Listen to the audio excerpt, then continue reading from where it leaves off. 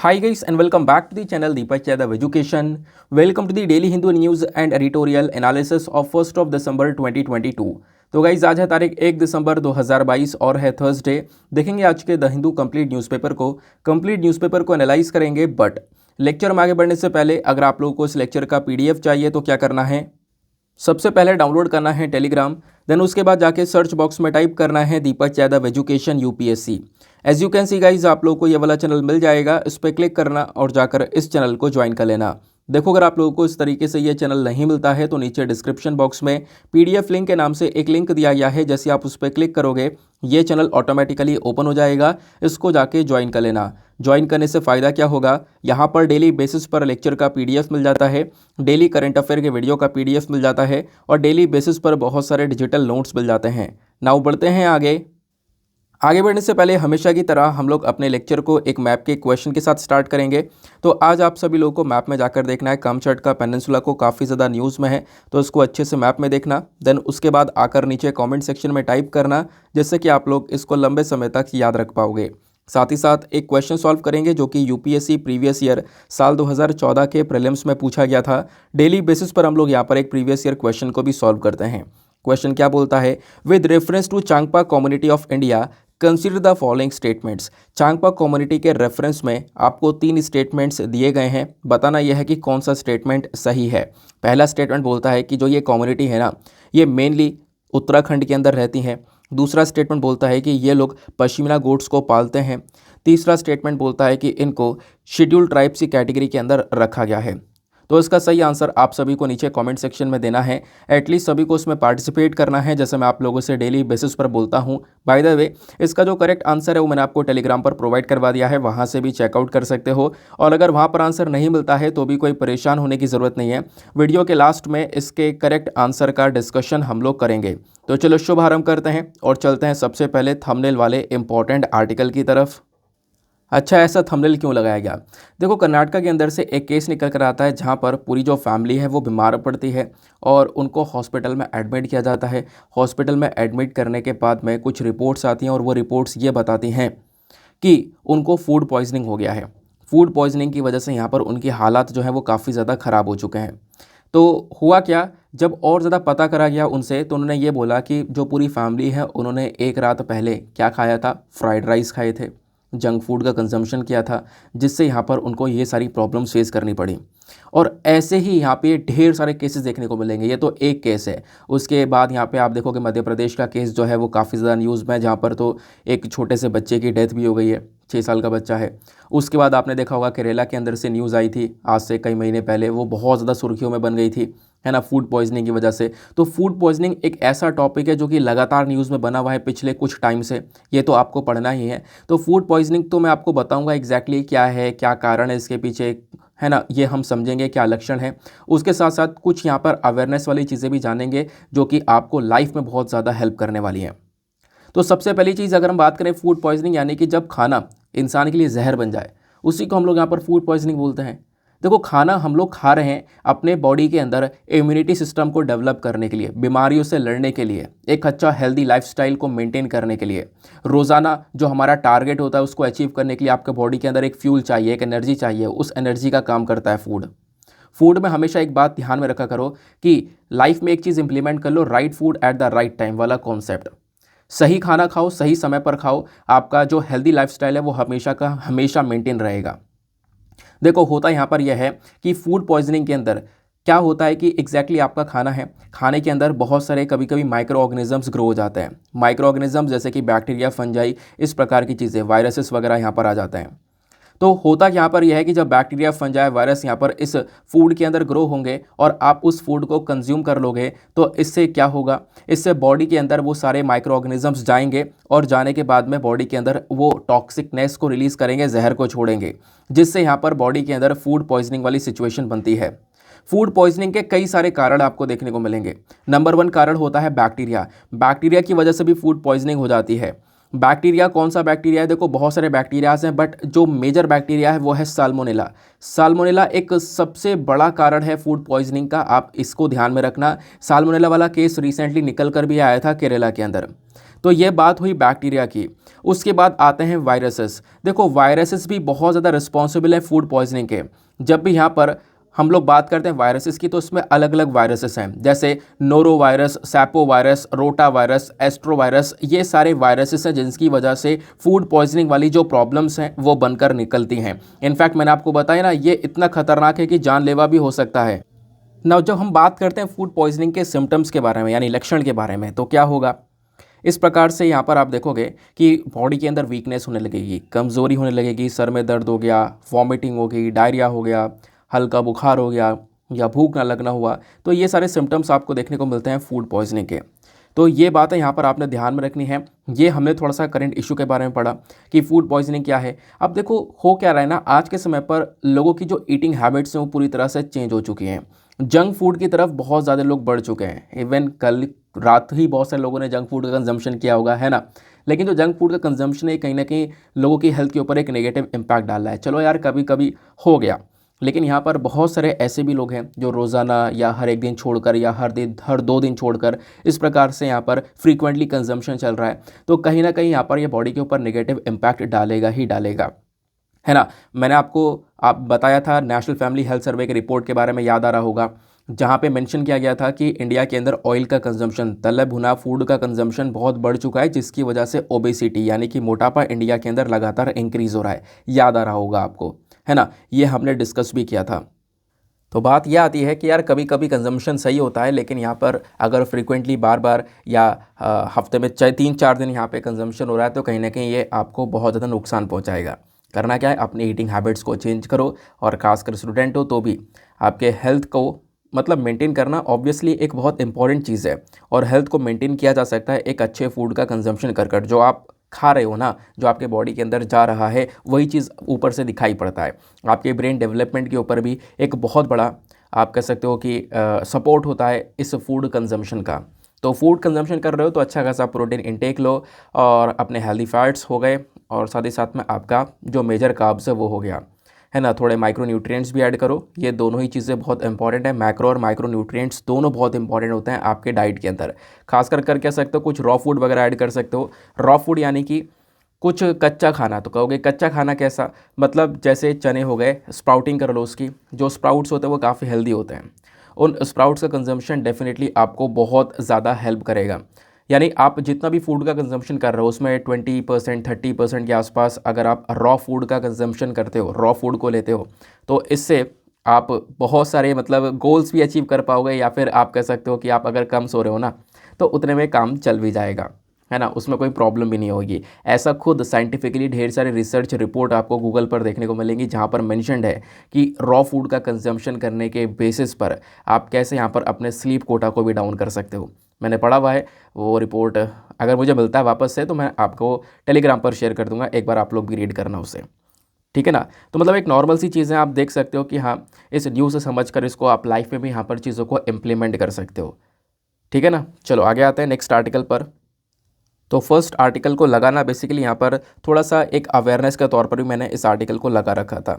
बाकी food poisoning के बारे में जो भी मैंने आपको बताई है वो पीडीएफ में सारी बातें मैं जो पेस्ट करवा दूंगा, और वो सारी मतलब जो भी चीज़ें हैं वो सब वहाँ पे आप लोग नोट डाउन कर लेना जो भी इंपॉर्टेंट आपको लगता है। क्योंकि ऑब्वियसली एक टॉपिक है जो कि न्यूज़ में बना हुआ है तो सवाल भी यहाँ पर आपसे बन सकते हैं। तो आज वैसे 1 दिसंबर है, एक नया महीना स्टार्ट हो रहा है। नए महीने को पूरी तरह से अपनी एनर्जी के साथ में स्टार्ट करो। पूरी प्लानिंग यहाँ पर रखो कि क्या क्या मैंने कवर करना है, और चेक करो कि मैंने पिछले महीने क्या क्या गलती करी हैं, क्या क्या मिस्टेक मुझसे हुई हैं, जो मिस्टेक मुझे अब यहाँ पर दोबारा से रिपीट नहीं करनी है। लाइफ में आपने ये काम कर लिया कि आपने जो मिस्टेक करी है उसको रिपीट नहीं कर रहे हो दोबारा, तो यहाँ पर आप इससे अच्छी क्या बात है। लाइफ के अंदर बहुत सारे बदलाव आ जाएंगे, है ना। तो यार ऑब्वियसली लाइफ के अंदर बहुत सारी चीज़ें यहाँ पर मैटर करती हैं। अपनी बहुत से लोग यहाँ पर परेशान रहते हैं कि यार ये नहीं हो पा रहा है, वो नहीं हो पा रहा है, पढ़ाई नहीं हो पा रही है, टाइम नहीं मिल पा रहा है। सब चीज़ मिलेगा। आपका जो गोल है वो अगर मजबूत है तो डेफिनेटली आप उस गोल के प्रति बहुत आराम आराम से यहाँ पर बढ़ सकते हो। करना क्या होगा, बस खाली आपको एक डेडिकेशन और कंसिस्टेंसी चाहिए। मेरे पास में ढेर सारे नीचे कमेंट सेक्शन में कभी कभी कमेंट्स आ जाते हैं, या फिर बाकी वीडियोस पर भी यहाँ पे लोग कमेंट्स करते हैं कि सर मोटिवेशन कोट ऐड कर दिया करो। देखो मोटिवेशन कोट ऐड करना सही भी और नहीं भी सही है। मोटिवेशन की क्या ज़रूरत लेना, मुझे नहीं पता कि हाँ मोटिवेशन का क्यों सपोर्ट चाहिए। रेगुलर बेसिस पर मैं भी तो पढ़ रहा हूँ ना, रोज़ाना मैं पढ़ रहा हूँ, फिर वीडियोस भी डाल रहा हूँ, क्या मैं मोटिवेशन ले रहा हूँ? ऐसा है ही नहीं। देखो लाइफ के अंदर जब आप रेगुलर बेसिस पर पढ़ते रहते हो, वीडियोस अपलोड हो रही हैं, तो आपके खुद लाइफ के अंदर खुद यहाँ पर एक डिसिप्लिन आ जाता है, एक कंसिस्टेंसी यहाँ पर आ जाती है। और वो डिसिप्लिन और कंसिस्टेंसी वो यहाँ पर मोटिवेशन के ऊपर हावी हो जाती है। मतलब आप अगर ज़िंदगी में अपने काम के प्रति डिसिप्लिन और कंसिस्टेंट हो गए ना, तो काम ही ख़त्म, मोटिवेशन की ज़रूरत ही नहीं पड़ेगी। ठीक है ना? तो इस वजह से मैं मोटिवेशन ज़्यादा ऐड भी नहीं करता हूँ। यही आपके लिए एक मोटिवेशन है, क्योंकि फिर वरना काफ़ी टाइम निकल जाता है। मैं देखता हूँ बहुत से लोग यहाँ पर पहले मोटिवेशन ही ऐड कर देते हैं, तो जिससे कि यहाँ पर थोड़ा टाइम भी चला जाता है यार। और मैं कहता हूँ कि यार उसकी आदत डालना भी सही नहीं रहता कि रोज़ाना यहाँ पर आपको मोटिवेशन चाहिए, क्योंकि मोटिवेशन जो है ना वो थोड़े समय तक रहता है। मोटिवेशन आपको एकदम से पीक पर पहुँचा देगा और एकदम से यहाँ पर नीचे ला के फेंक देगा।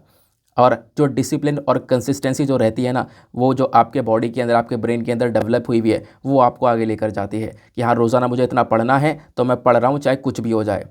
मेरा रोज़ाना सुबह वीडियो आना है, चाहे वो लेट आए, चाहे दोपहर में आए, चाहे शाम तक आए, चाहे मॉर्निंग में आए, लेकिन वो वीडियो आना है। तो वही चीज़ यहाँ पर कंसिस्टेंसी कहलाती है। ठीक है ना? मुझे पढ़ना है इतना, और इतना पढ़ने के बाद में वीडियो रिकॉर्ड करनी है तो रिकॉर्ड करनी है।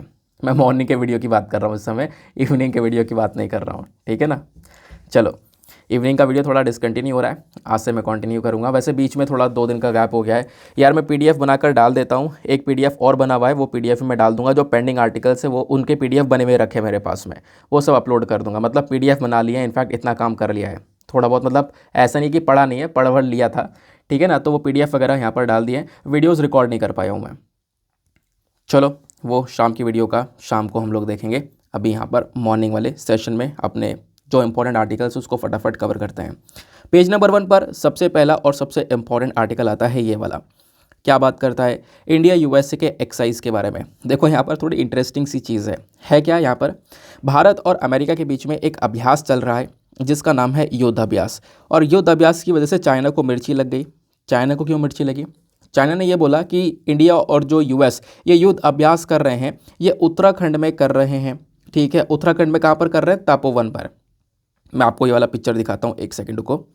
ये आपको जो पिक्चर दिख रहा है ना, यहाँ पर आप देख पाओगे इंडिया यूएस के बीच में अभ्यास चल रहा है। ये दोनों कंट्रीज़ के आर्मी पर्सनल्स आपको नजर आएंगे। ये जॉइंट एक्सरसाइज चल रही है जिसका नाम है युद्ध अभ्यास। ध्यान रखना, पहली चीज़ तो यहाँ पे ध्यान रखनी है आपको, नाम, कि हाँ इंडिया यूएस के बीच में युद्ध अभ्यास नाम का एक एक्सरसाइज होती है। दूसरी चीज़ यहाँ पर ध्यान में रखनी है, ये एक्सरसाइज कहाँ पर हुई है? उत्तराखंड के अंदर तपोवन में चल रही है। तो उत्तराखंड के अंदर अभ्यास चला, तो चाइना को मिर्ची क्यों लगी यहाँ पर? चाइना अपनी साइड से ये बोलता है कि sir line of actual control, LAC के बारे में आपको पता होगा। एलएसी यहाँ पर क्या है? देखो, जब हम लोग मैप को ड्रॉ करते हैं ना इस प्रकार से, तो आपको यहाँ पर एलएसी यानी लाइन ऑफ एक्चुअल कंट्रोल देखने को मिलती है। एलएसी के पार यहाँ पर अक्साई चीन देखने को मिलता है। इस अक्साई चीन को यहाँ पर चाइना ने इलीगल तरीके से कब्जा रखा है ना? इस एलएसी के इधर अक्साई चीन है, सभी को पता है। इधर के मतलब इधर का जो हिस्सा है बाकी, वो सब यहाँ पर इंडिया के कंट्रोल में आपको देखने को मिलेगा। बाकी जो पीछे वाला हिस्सा एक्साई चीन वाला, वो चाइना के कंट्रोल में देखने को मिलेगा। तो इस एलएसी से 100 किलोमीटर दूर ही है वो जगह जहाँ पर ये अभी अभ्यास चल रहा है। तो चाइना का कहना है कि सर देखो, कि इन्होंने अपनी एक चिंता व्यक्त करी है कि जो इंडिया यूएस के बीच में मिलिट्री एक्सरसाइज चल रही है ना, वो उत्तराखंड के अंदर चल रही है। लाइन ऑफ एक्चुअल कंट्रोल से 100 किलोमीटर दूरी के ऊपर ही वो एक्सरसाइज चल रही है, यानी चाइना के बॉर्डर के पास में वो एक्सरसाइज चल रही है। देन उसके बाद में चाइना मेंशन करता है कि देखो ये कहीं ना कहीं वॉयलेशन है हमारे एग्रीमेंट्स का। इंडिया चाइना ने अलग अलग एग्रीमेंट साइन कर रखे हैं जहां पर काफ़ी सारी चीज़ें मेंशन्ड हैं कि बॉर्डर पर शांति बनाकर रखेंगे, लेकिन यहां पर उन एग्रीमेंट्स का वॉयलेशन हो रहा है। इस प्रकार की बात चाइना की साइड से बोली गई है। मतलब अपनी हरकत नहीं देख रहे हैं कि वो क्या कर रहे हैं, लेकिन यहाँ पर 100 किलोमीटर दूर, एलएसी से 100 किलोमीटर दूर यहाँ पर एक्सरसाइज चल रही है, लेकिन उस एक्सरसाइज से यहाँ पर इनको काफ़ी ज़्यादा परेशानी हो रही है। ठीक है ना? तो आर्टिकल में क्या था ये आपने यहाँ पर जान लिया, करंट इशू समझ लिया। करना क्या है मैंने आपको बताया, आपको इस एक्सरसाइज के बारे में पता होना चाहिए। और मैं थोड़ा एक्सरसाइज के बारे में थोड़ा डिटेल्स आपको इन्फॉर्मेशन देता हूँ। तो ये इंडिया यूएस की जॉइंट मिलिट्री एक्सरसाइज है जिसको हम लोग एक्सरसाइज युद्ध अभ्यास के नाम से जानते हैं। कहाँ पे हुई है ये? उत्तराखंड के अंदर तपोवन में।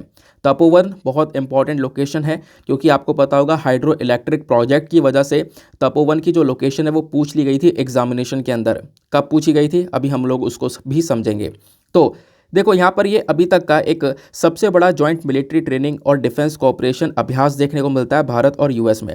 ये वाला जो अभ्यास है, युद्ध अभ्यास, ये वाली एक्सरसाइज स्टार्ट हुई थी 2004 में, और तब से हम लोग यहाँ पर इस एक्सरसाइज को कंडक्ट करते हैं। इस एक्सरसाइज का मकसद क्या है? देखो, किसी भी देश के साथ में कोई भी यहाँ पे युद्ध अभ्यास चल रहा है तो उसका मेजर मकसद यही है कि दोनों कंट्रीज़ अपने एक दूसरे के डिफेंस कोऑपरेशन को मजबूत कर सकें, दोनों एक दूसरे को और बेहतर तरीके से समझ सके, दोनों की आर्मीज एक दूसरे को और बेहतर तरीके से अंडरस्टैंड कर सकें। ये मेजर फोकस होता है सभी एक्सरसाइज का। तो ये तो बात हो गई। अब मैंने आपको बताया कौन सी एक्सरसाइज न्यूज़ में है, युद्ध अभ्यास वाली एक्सरसाइज न्यूज़ में है। युद्ध अभ्यास के अलावा और भी बहुत सारी एक्सरसाइज हैं जो कि यहाँ पर इंडिया और यूएसए के बीच में की जाती हैं। वो कौन कौन सी हैं? Exercise tiger Triumph. Exercise tiger Triumph एक क्या कौन सी एक्सरसाइज है? ये है humanitarian assistance disaster relief exercise, ठीक है ना। HADR भी इसको बोलते हैं, ये भी वैसे न्यूज़ में है तो ध्यान रखना। Humanitarian assistance disaster relief exercise, ये एक ऐसा अभ्यास है जो कि यहाँ पर मतलब किस चीज़ को लेकर काम करता है। कोई भी डिज़ास्टर आया है तो उस डिज़ास्टर में कैसे हम लोग यहाँ पर ह्यूमन को सपोर्ट कर सकते हैं, उस चीज़ के ऊपर ये मेजर फोकस करता है। देन उसके बाद में यहाँ पर दूसरा अभ्यास है एक्साइज वज्र प्रहार। ये भी यहाँ पर इंडिया यूएस की स्पेशल फोर्सेस के बीच में होता है। देन कोप इंडिया, इन दोनों की एयरफोर्स के बीच में होता है। Malabar excise, Malabar excise basically India US के साथ साथ जापान ऑस्ट्रेलिया, ये 2 कंट्रीज़ और आ जाती हैं यहाँ पर, तो इन चारों कंट्रीज़ यानी कि क्वाड कंट्रीज़ के बीच में ये अभ्यास होता है। फिर बात आती है रेड फ्लैग की। तो रेड फ्लैग यहाँ पर यूएस का मल्टीलेटरल एक एयर एक्साइज है, आप लोग यहाँ पर ध्यान रख सकते हो। तो ये कुछ इंपॉर्टेंट एक्सरसाइजेज हैं जो कि यहाँ पर इंडिया यूएस के बीच में होती हैं, तो मैंने आपको अलग से डेटा प्रोवाइड करवा दिया। बाकी तपोवन के बारे में ध्यान रखना, क्योंकि आपको पता होगा यूपीएससी ने साल 2008 में एक सवाल पूछा था। सवाल ये था, where are Tapovan and Vishnugad hydroelectric project located. अब यहाँ पर आप देखोगे सवाल ये था कि ये तपोवन और विष्णुगढ़ हाइड्रो इलेक्ट्रिक प्रोजेक्ट कहाँ पे लोकेटेड है। नीचे ऑप्शन दिए गए मध्य प्रदेश, उत्तर प्रदेश, उत्तराखंड, राजस्थान। तो वैसे इसका सही आंसर क्या हो जाएगा? उत्तराखंड हो जाएगा। आपको यहाँ पर ध्यान में रखना है, लोकेशंस बहुत इंपॉर्टेंट होती है। कहीं पर कोई प्रोजेक्ट लग रहा है या कहीं पर कोई एक्सरसाइज हुई है या कहाँ पर कोई हमारे वाइस प्रेसिडेंट, प्रेसिडेंट, मिनिस्टर्स गए हैं, तो वो लोकेशंस आपने बहुत अच्छे से कवर करनी ही होती है, ठीक है ना। ये यहाँ पर कहने का पर्पज़ है। चलो आगे आते हैं। नाउ नेक्स्ट एक छोटा सा आर्टिकल आपको यहाँ पर ये देखने को मिल जाता है। ये वाला आर्टिकल क्या हुआ है, केरला के अंदर अभी लगभग 8,380 यानी कि 8,380 बर्ड्स को मार दिया गया है। क्यों मार दिया गया? क्योंकि उन बर्ड्स के अंदर बर्ड फ्लू फैल गया था, इसकी वजह से यहाँ पर इनको मारा गया। कहाँ पर? केरला के अंदर। तो इस वजह से ये आर्टिकल इंपॉर्टेंट आपके लिए बन जाता है। तो क्योंकि मारना बहुत इंपॉर्टेंट था, क्योंकि यही एक सोल्यूशन है। अगर रुक जाते तो कहीं ना कहीं इन जानवरों के अंदर ये बर्ड फ्लू और बढ़ता रहता और आने वाले समय पर इंसानों के अंदर भी फैल सकता था। अभी यहाँ पर इंसानों के अंदर ये नहीं फैलता है। तो हम लोग यहाँ पे बात कर रहे हैं किसकी? बर्ड फ्लू की। लोकेशंस के बारे में दिया गया है, कहाँ कहाँ पर यहाँ पे मारी गई इतनी सारी बर्ड्स, उसके बारे में आपको ध्यान में नहीं रखना है। बस खाली ध्यान रखना ये कि बर्ड फ्लू सर न्यूज़ में है। तो बर्ड फ्लू क्या है, आओ थोड़ा डिस्कस करते हैं। क्योंकि जितनी भी डिजीज़ होती हैं ना, जो भी न्यूज़ में है, वो सब आपको बहुत अच्छे से पढ़नी होती है। हर साल हम देखते हैं बीमारियों को लेकर कोई ना कोई क्वेश्चन आ जाता है। बर्ड फ्लू को हम लोग एवियन इन्फ्लुएंजा के नाम से भी जानते हैं, जिस नाम से आर्टिकल लिखा हुआ है। एवियन इन्फ्लुएंजा या बर्ड फ्लू दोनों एक ही है। एक कॉन्टेगियस वायरल डिजीज़ है, जानवरों के अंदर काफ़ी तेज़ी से फैलता है। जानवरों के अंदर कौन से जानवर? खासकर जो पोल्ट्री बर्ड्स होती हैं या मुर्गे होते हैं, चिकन्स हो गए, टर्कीज़ हो गया, इन जानवरों के अंदर ज़्यादातर ये फैलता हुआ नज़र आता है। आप देखोगे इस वायरस के ना बहुत सारे स्ट्रेन्स हैं, बहुत सारे अलग अलग स्ट्रेन्स देखने को मिलते हैं। ये वायरस यहाँ पे आप कह सकते हो कभी कभी बहुत हल्की तरह से भी असर पहुँचाता है और कभी कभी बहुत भारी असर भी पहुँचाता है, जिसकी वजह से यहाँ पर इन चिकन्स को मारना पड़ जाता है। अभी आप देखोगे जो वाइल्ड एक्वेटिक बर्ड्स हैं, जैसे कि यहाँ पर डक हो गया, बत्तख हो गया, गीज़ हो गया, ये नेचुरल रिजर्वोयर हैं इन्फ्लुएंजा ए वायरस के, ठीक है ना। मतलब पहली चीज़ तो ये जो बर्ड फ्लू है ये एक ऐसा वायरस है, एक ऐसा वायरल डिजीज़ है जो कि इन्फ्लुएंजा टाइप ए वायरस की वजह से होता है। किसकी वजह से होता है? इन्फ्लुएंजा टाइप ए वायरस की वजह से यहाँ पर ये बर्ड फ्लू फैलता है। और ये जो इन्फ्लुएंजा टाइप ए वायरस है ना, ये नेचुरली डक और गीज़ के अंदर पाया जाता है। तो इनके अंदर से वायरस फैलना थोड़ा सा और ज़्यादा आसान हो जाता है, आप ऐसा कह सकते हो। अगर हम लोग इतिहास देखें बर्ड फ्लू को लेकर, तो 1997 में पहली बार ऐसा हुआ था कि जो ह्यूमंस हैं उनको ये बर्ड फ्लू हुआ था। यानी कि इंसानों के अंदर जा सकता है, लेकिन ऐसे यहाँ पर इंसान से, एक इंसान से दूसरे इंसान में नहीं फैलता है। जैसे कोरोना हो गया ना, वैसे यहाँ पर ये नहीं फैलता है। तो 1997 की बात है जब ह्यूमंस ने यहाँ पर पहली बार, आप कह सकते हो, वहाँ पर बर्ड फ्लू पाया गया। और आप देखोगे सबसे पहली बात हांगकांग के अंदर, हांगकांग के अंदर सबसे पहली बार ये बर्ड फ्लू देखने को मिला था। और ये कौन सा स्ट्रेन था, वो था H5N1। H5N1 वाला स्ट्रेन देखने को मिलता है। हालांकि इस वायरस के और भी स्ट्रेन्स हैं, H5N2, H9N2 करके यहाँ पर ये और भी स्ट्रेन्स हैं। ये ऐसे स्ट्रेन्स हैं जो कि इन जानवरों से इंसान में ये चले जाते हैं। तो क्या बहुत आसान है ये बर्ड फ्लू इंसानों के अंदर फैलना? देखो, इतना आसान नहीं है। जब भी यहाँ पर कोई इंसान किसी मरी हुई बर्ड के पास में या ऐसी बर्ड है जिसको बर्ड फ्लू उसके कांटेक्ट में आता है, तब यहाँ पर पॉसिबिलिटी है कि वो बर्ड फ्लू उसके अंदर फैल जाए। लेकिन ऐसा नहीं है कि यहाँ पे वो इंसान किसी दूसरे इंसान को फैला दे। पर्सन टू पर्सन यहाँ पर ये आगे स्प्रेड नहीं होगा, लेकिन जानवर से इंसान में डेफिनेटली पहुँच सकता है। इस वजह से यहाँ पर इन जानवर को मारना काफ़ी इंपॉर्टेंट हो जाता है। आप देखोगे किस प्रकार से ढेर सारे जानवर को मार दिया गया है, और यहाँ पर इन्होंने पूरी तरह से खुद पूरा प्रोटेक्शन ले रखा है ताकि इनको यहाँ पर ये बर्ड फ्लू अफेक्ट ना करे। ठीक है ना, ये बात आपको क्लियर हो गई। देन अब कुछ इंपॉर्टेंट इन्फॉर्मेशन है, बात आती है यहाँ पर लक्षण की। देखो, जैसे यहाँ पर बर्ड्स होती हैं ना, वैसे ही अगर इंसान के अंदर ये बर्ड फ्लू फैलता है तो उनको ये कहाँ कहाँ पर परेशानियाँ पहुँचाता है। जैसे कि यहाँ पर रेस्पिरेटरी जो इलनेस है, यानी रेस्पिरेटरी सिस्टम है, उसके ऊपर ये डायरेक्टली अफेक्ट करता है, हम ऐसा कह सकते हैं। और बाकी सारे लक्षण यहाँ पर दिखाई पड़ते हैं, जैसे कि बुखार हो गया, है ना, कफ हो गया, सोर थ्रोट हो गया, या कभी कभी यहाँ पर पेट में दर्द हो गया। तो इस प्रकार के लक्षण देखने को मिलते हैं इस बर्ड फ्लू के केसेस के टाइम पर।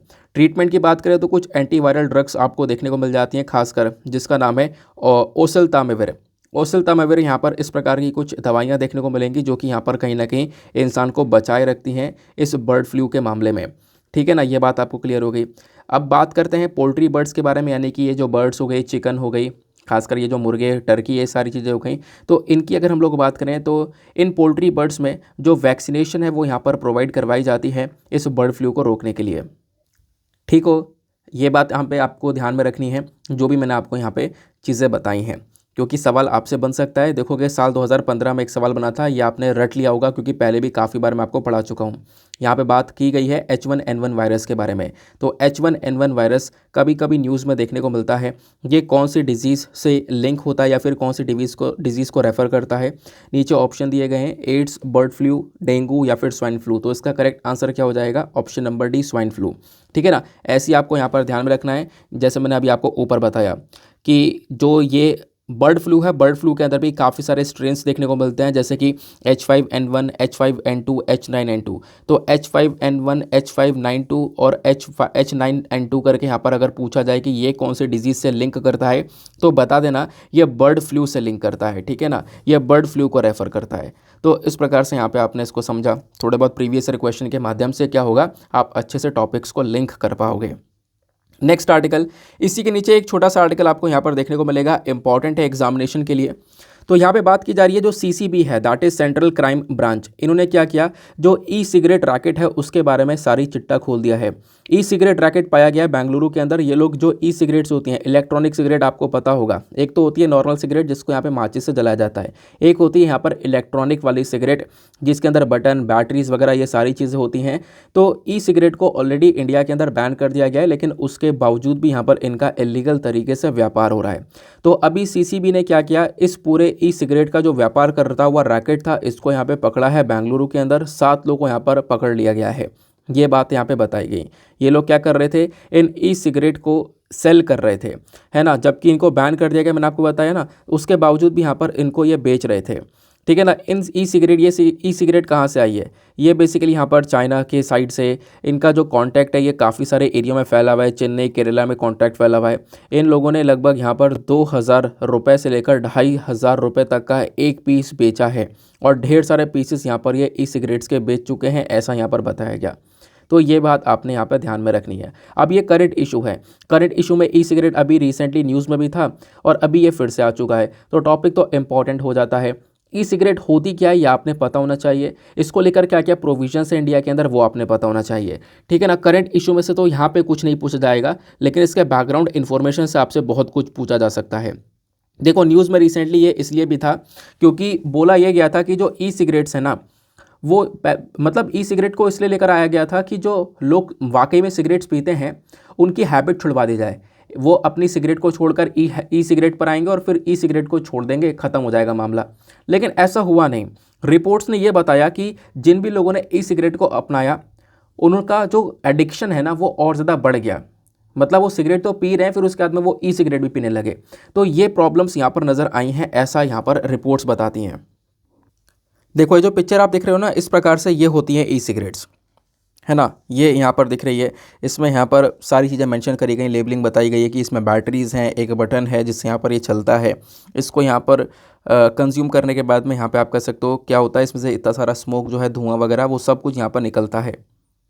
तो आओ थोड़ा सा यहाँ पे हम लोग ई सिगरेट के बारे में जानते हैं। ई सिगरेट को हम लोग कभी कभी ई सिग, वेप, ई हुक्का या वेप पेन्स के नाम से भी जानते हैं, या फिर इनको इलेक्ट्रॉनिक निकोटीन डिलीवरी सिस्टम भी बोला जाता है। लेकिन ये जो ई सिगरेट्स है ना, ये रेगुलर सिगरेट, सिगार की तरह ही देखने में लगती हैं, कुछ पाइप्स की तरह यहाँ पर देखने को लगती हैं, कुछ यहाँ पे यूएसबी ड्राइव की तरह देखने को मिलती हैं, क्योंकि यहाँ पर क्या है ना कि अब चेंजेस होते हुए नजर आए इन ई सिगरेट्स के अंदर। लेकिन ई सिगरेट को जब इस्तेमाल करते हैं तो उसको यहाँ पर कभी कभी वैपिंग भी बोला जाता है कि हाँ वो इंसान वैपिंग कर रहा है, स्मोकिंग नहीं, वैपिंग कर रहा है। अब ई सिगरेट के हार्मफुल इफ़ेक्ट्स क्या है, मतलब क्या क्या यहाँ पर ये बुरे असर डालता है। देखो बोला ये गया कि जो ई सिगरेट है ना, ये यूथ के लिए बिल्कुल भी अच्छा नहीं है, जो यंग एडल्ट्स हैं, प्रेग्नेंट वेमेन हैं, इनके लिए बिल्कुल भी अच्छा नहीं है। और ख़ासकर यहाँ पर जो इंसान बिल्कुल भी टोबैको प्रोडक्ट्स यूज़ नहीं कर रहे हैं और उनको शौक है यहाँ पर कि हाँ सिगरेट पीनी है और वो यहाँ पर ई सिगरेट की तरफ जा रहे हैं, तो ये एक बहुत ही वाहियात ऑप्शन है। ई सिगरेट की वजह से जो लत है ना, वो लोगों को लग सकती है। साल 2016 में यूएस सर्जन जनरल ने यहाँ पर बताया कि जो ये ई सिगरेट का यूज़ हो रहा है यूथ के अंदर में, ये कहीं ना कहीं एक पब्लिक हेल्थ कंसर्न बनता जा रहा है। लोगों की हेल्थ के लिए यहाँ पर एक चिंता वाली बात है, क्योंकि इसके अंदर निकोटीन है और उस निकोटीन की वजह से लोगों को एडिक्शन हो रहा है, और एडिक्शन होने के साथ साथ लोगों का जो ब्रेन डेवलपमेंट है वो नहीं हो पा रहा है। उसके साथ साथ कैंसर जैसी प्रॉब्लम्स, हार्ट अटैक जैसी प्रॉब्लम्स भी यहाँ पर नज़र आ रही हैं। 2018 की यहाँ पर स्टडी है जिसने बताया कि देखो कि एक जगह पाया गया कि जो ई सिगरेट का इस्तेमाल अगर कोई इंसान डेली बेसिस पर कर रहा है तो उसके चांसेस हार्ट अटैक के 79% बढ़ जाते हैं। इसी प्रकार से जो हमारा ICMR है, that is Indian council of medical research, इसके अकॉर्डिंग अगर हम लोग बात करें तो उन्होंने बताया कि देखो जो ये बैटरीज़ वगैरह इसके अंदर इस्तेमाल करी गई हैं ना, वो उसके बैटरी के ऊपर डिपेंड करता है। इसके अंदर बहुत सारे कार्सिनोजेंस हैं, यानी कुछ ऐसे हार्मफुल सब्सटेंसेस आपको देखने को मिलेंगे जो कि कहीं ना कहीं कैंसर का कारण बन सकते हैं। जैसे कि यहाँ पर एसिटल डिहाइड हो गया, उसके बाद में एसीटोन हो गया, फॉर्मल्डिहाइड हो गया, तो ये कैंसर के कारण बन सकते हैं, ऐसा यहाँ पर बताया जाता है। देन उसके बाद मेंशन किया गया कि जो ये टॉक्सिक केमिकल्स और मेटल्स का इस्तेमाल किया गया है इसके अंदर में, ये कहीं ना कहीं हार्ट, लंग्स और ब्रेन से संबंधित बीमारियों को इंसान के अंदर पैदा कर सकता है। दूसरी इंपॉर्टेंट चीज़ यहाँ पर एक और खतरा है इसके अंदर, इसकी बैटरीज। कभी कभी यहाँ पर क्या होता है, इसकी मैन्युफैक्चरिंग के अंदर काफ़ी डिफेक्ट होते हैं, इनके अंदर जो बैटरीज होती है वो कभी कभी यहाँ पर ऐसा होता है कि एक्सप्लोड हो जाती है, यानी एकदम से यहाँ पर वो बैटरी फट गई, तो वो जब बैटरी फट रहेगी तो डेफिनेटली यहाँ पर उस व्यक्ति को बहुत ज़्यादा इंजरीज हो जाएंगी, ये भी देखने को मिला है। ठीक है ना। तो निकोटीन पाया गया। निकोटीन क्या है? निकोटीन बेसिकली एक हाईली एडिक्टिव केमिकल कंपाउंड है, सभी लोगों को पता है, टोबैको प्लांट्स के अंदर पाया जाता है ना। इसी की वजह से यहाँ पर जो लोग हैं वो टोबैको, तंबाकू और सिगरेट, इन सब चीज़ों को यहाँ पर छोड़ नहीं पाते हैं। बट यही चीज़ यहाँ पर इन ई सिगरेट्स के अंदर भी नज़र आती है। देन उसके बाद में बताया गया कि steps of Indian government, Bharat सरकार ने क्या क्या कदम उठाए हैं ई सिगरेट को रेगुलेट करने के लिए। तो आपसे पूछे जाएँ तो बहुत इंपॉर्टेंट पॉइंट्स है, चाहे वो इंटरव्यू पर्सपेक्टिव से भी आप देख सकते हो और अपने मेंस के सवाल के पर्सपेक्टिव से भी देख सकते हो कि क्या क्या इनिशिएटिव हैं ई इलेक्ट्रॉनिक सिगरेट को रोकने के लिए। तो सबसे पहला इनिशिएटिव है prohibition of electronic cigarette bill 2019। 2019 के अंदर इस बिल को लेकर आया गया था, जिस बिल ने बताया था कि क्या करेंगे हम लोग, इंडिया के अंदर जो ई सिगरेट है इसका production, manufacture, import, export, transport सब कुछ कर देंगे पूरी तरह से बैन। फिर उसके बाद में एक और हमारे पास में एक्ट है, वो है सिगरेट एक्ट 1975। तो ये वाला जो एक्ट है ना, ये भी अगेन यहाँ पर क्या बोलता है कि जो भी सिगरेट्स के पैकेट्स होंगे उसके ऊपर आप यहाँ पर एक वार्निंग दोगे, उसके एडवर्टीजमेंट के ऊपर एक वार्निंग दिखाओगे कि यहाँ पर ये सिगरेट पीना कितना ज़्यादा खतरनाक है। ऐसा तो अभी भी होता है ना। उसके बाद यहाँ पर आप कह सकते हो एक कोटपा एक्ट भी लेकर आया गया था, जिसको हम लोग बोलते हैं cigarettes and other tobacco products prohibition of advertisement and regulation of trade, commerce, production of supply and distribution act. इसको हम लोग बोलते हैं कोटपा एक्ट। तो 2003 का यहाँ पर एक्ट है ये। इस एक्ट के अंदर भी मेजर मकसद यही है कि देखो, पहली बात तो ये जो टोबैको वाले प्रोडक्ट्स हैं इनका तो एडवर्टीजमेंट नहीं होगा और इनका एडवर्टीजमेंट पूरी तरह से यहाँ पे ब्लॉक कर दिया जाएगा, इसका व्यापार पूरी तरह से ब्लॉक कर दिया जाएगा। इसको लेकर यहाँ पर ये कोटपा एक्ट बात करता है। सारी इंपॉर्टेंट चीज़ें ये हैं कि देखो अभी भी यहाँ पर इस प्रकार से एडवर्टीजमेंट होता है, सब कुछ दिखाया जाता है, लिखा हुआ होता है कि भाई ये जानलेवा है, उसके बावजूद भी कंजम्पशन बढ़ रहा है। क्यों? क्योंकि वो एक एडिक्शन है। लोगों को पता है मैं गलती कर रहा हूँ, लेकिन फिर भी यहाँ पर वो कर रहे होते हैं क्योंकि वो एक लत लग चुकी है उस इंसान को उस चीज़ की। फिर उसके बाद में टोबैको से लड़ने के लिए यहाँ पर एक क्विटलाइन सर्विस भी दी गई है। ये एक टोल फ्री नंबर आपको ये देखने को मिलेगा। इसको 2016 में स्टार्ट किया गया था और इसका मजर मकसद यहाँ पर यही है कि हम लोग क्या कर सकें, लोगों की जो टोबैको की आदत है वो छुड़वा सकें। तो ई सिगरेट्स के बारे में आई होप आपने समझा क्यों है इतना खतरनाक, और इसको रेगुलेट करने के लिए इंडियन गवर्नमेंट ने क्या क्या किया। इसको बैन करने के बावजूद भी अभी यहाँ पर इसका ट्रेड हुआ, वो हमने करंट इशू को थोड़ा स्टैटिक पोर्शन से लिंक कर कर समझा। नेक्स्ट आर्टिकल पर आते हैं। नाउ अगले पेज पर एक और छोटा सा आर्टिकल आता है यहाँ पर, ये वाला। हुआ क्या है, एक स्टेटमेंट आया है हमारी बॉर्डर सिक्योरिटी फोर्स की साइड से। हमारी बीएसएफ ने क्या बोला है कि लगभग 16 ड्रोन्स शॉट डाउन करे गए हैं अकेले पाकिस्तान बॉर्डर पर इस साल। यानी कि जो इंडिया पाकिस्तान का बॉर्डर है वहाँ पर लगभग 16 ड्रोन्स को मारकर गिराया गया है। अब 16 ड्रोन्स को क्यों गिराया गया, क्योंकि वो कहीं ना कहीं इंडिया की टेरिटरी को नुकसान पहुँचाने आ रहे थे, जासूसी करने के लिए आ रहे थे, या फिर यहाँ पे बॉम्बार्डिंग करने के लिए आ रहे थे। तो ये जो ड्रोन टेक्नोलॉजी है ना, ये बहुत ज़्यादा सस्ती है और सस्ती होने के नाते इसका इस्तेमाल बहुत ज़्यादा बढ़ रहा है। इनफैक्ट इसका एक नेगेटिव एडवांटेज, मतलब नेगेटिव एडवांटेज क्या, इसको हम डिसएडवांटेज बोल सकते हैं। तो ड्रोन का एक डिसएडवांटेज यही है कि एक तो सस्ता है, सस्ते की वजह से ना हो क्या रहा है कि इसका हर जगह पर इस्तेमाल किया जा सकता है, और इससे ये हो रहा है कि आतंकवादियों के हाथ में भी यहाँ पर जो ड्रोन्स है वो लग रहे हैं। तो ड्रोन्स को दूसरे की टेरिटरी के अंदर उड़ाया जा सकता है इस प्रकार से, मतलब अवैध तरीके से। ऑब्वियस सी बात है, कोई लीगल चीज़ है नहीं, तो अवैध तरीके से यहाँ पर उड़ाने के बाद में उस कंट्री को नुकसान पहुँचाया जा सकता है। तो ये काम आजकल ड्रोन से देखने को मिल रहे हैं, और ऐसी हरकतें पाकिस्तान के साइड से देखने को मिली हैं। पाकिस्तान बॉर्डर पर हमने इस साल लगभग 16 ड्रोन्स को गिराया है मारकर नीचे, ऐसा यहाँ पर हमारी बॉर्डर सिक्योरिटी फोर्स का कहना है। तो ये यहाँ पर एक छोटा सा आर्टिकल था। आई होप आपको यहाँ पर ये बात समझ में आ गई है ना। तो इसमें कुछ ऐसी खास बातें हैं नहीं यार, इतनी सी इन्फॉर्मेशन थी। तो आपको कुछ नहीं पढ़ना है एग्ज़ाम में, पता है एक लॉजिक बेस्ड सवाल आया था ड्रोन्स को लेकर, वो क्या था वो भी मैं डिस्कस करूंगा। लेकिन उससे पहले मैं आपको ड्रोन के इस्तेमाल के ऊपर बता देता हूं कि ड्रोन के यूजेस आखिरकार क्या क्या हैं। वैसे इस आर्टिकल को आप एग्जाम में कहाँ पर लिंक कर पाओगे, GS paper number 2, GS paper number 3 के अंदर आपको ये डायरेक्टली हेल्प करेगा, ठीक है ना। चलो बात करते हैं ड्रोन्स के बारे में। ड्रोन बेसिकली यहाँ पर एक ऐसी, मतलब ये ना अनमैन्ड एयरक्राफ्ट भी हम इसको बोलते हैं। अनमैन्ड एयरक्राफ्ट मतलब इसमें कोई इंसान नहीं है, ये बेसिकली एक रिमोट कंट्रोल पूरी टेक्नोलॉजी देखने को मिल रही है जिसको हम लोग यहाँ पर चला रहे हैं या फिर उड़ा रहे हैं। ओरिजिनली यहाँ पर इसको डेवलप किया गया था मिलिट्री और एरोस्पेस इंडस्ट्रीज़ के पर्पज़ से। आपको पता होगा जो मिलिट्री के अंदर काफ़ी एक ड्रोन्स होते हैं जो कि बहुत ही ज़्यादा बड़े साइज़ के होते हैं, बहुत बड़े बड़े साइज़ के होते हैं, इंसान बैठ सकता है या फिर उसके थ्रू हम लोग सामान इधर से उधर पहुँचा सकते हैं। तो डिफेंस के अंदर ड्रोन्स का इस्तेमाल बहुत लंबे समय से हो रहा है। लेकिन अब से आप देखोगे कि जो ड्रोन्स हैं इनके साइज़ अलग अलग हो गए हैं, बहुत सारे छोटे साइज़ के देखने को मिलेंगे। रिमोट कंट्रोल है, रिमोट के थ्रू आप यहाँ पर चला रहे हो, सारे मूवमेंट्स आप कंट्रोल कर सकते हो। तो इस प्रकार की चीज़ें अब के समय पर आ चुकी हैं। नाउ ड्रोन टेक्नोलॉजी का जो यूज़ है वो कहाँ पर हो रहा है आज के समय पर। देखो डिफेंस के अंदर हम ड्रोन का इस्तेमाल कर सकते हैं। जो ड्रोन सिस्टम है इसको हम लोग आतंकवादियों को मारने के लिए या आतंकवादियों से लड़ने के लिए यहाँ पर एज अ वेपन सिस्टम इसका इस्तेमाल कर सकते हैं। ड्रोन्स का यहाँ पर यूज़ किया जा सकता है, आप कह सकते हो बाकी सारे पर्पज़ में, जैसे हेल्थ केयर पर्पज़ में। कहोगे हेल्थ केयर पर्पज़ में, हाँ देखो आपको पता होगा तेलंगाना सरकार ने रिसेंटली क्या किया, ड्रोन टेक्नोलॉजी का इस्तेमाल करके इन्होंने वैक्सीन्स डिलीवर करना स्टार्ट किया। कुछ ऐसे एरियाज़ में जहाँ पर ये नहीं पहुँच पा रहे हैं वहाँ पर ये वैक्सीन पहुँचा रहे हैं ड्रोन से। तो हेल्थ केयर डिलीवरी पर्पज़ के लिए भी ड्रोन का इस्तेमाल हो रहा है। बाकी एग्रीकल्चर सेक्टर में ड्रोन आ ही चुका है, सभी को पता है।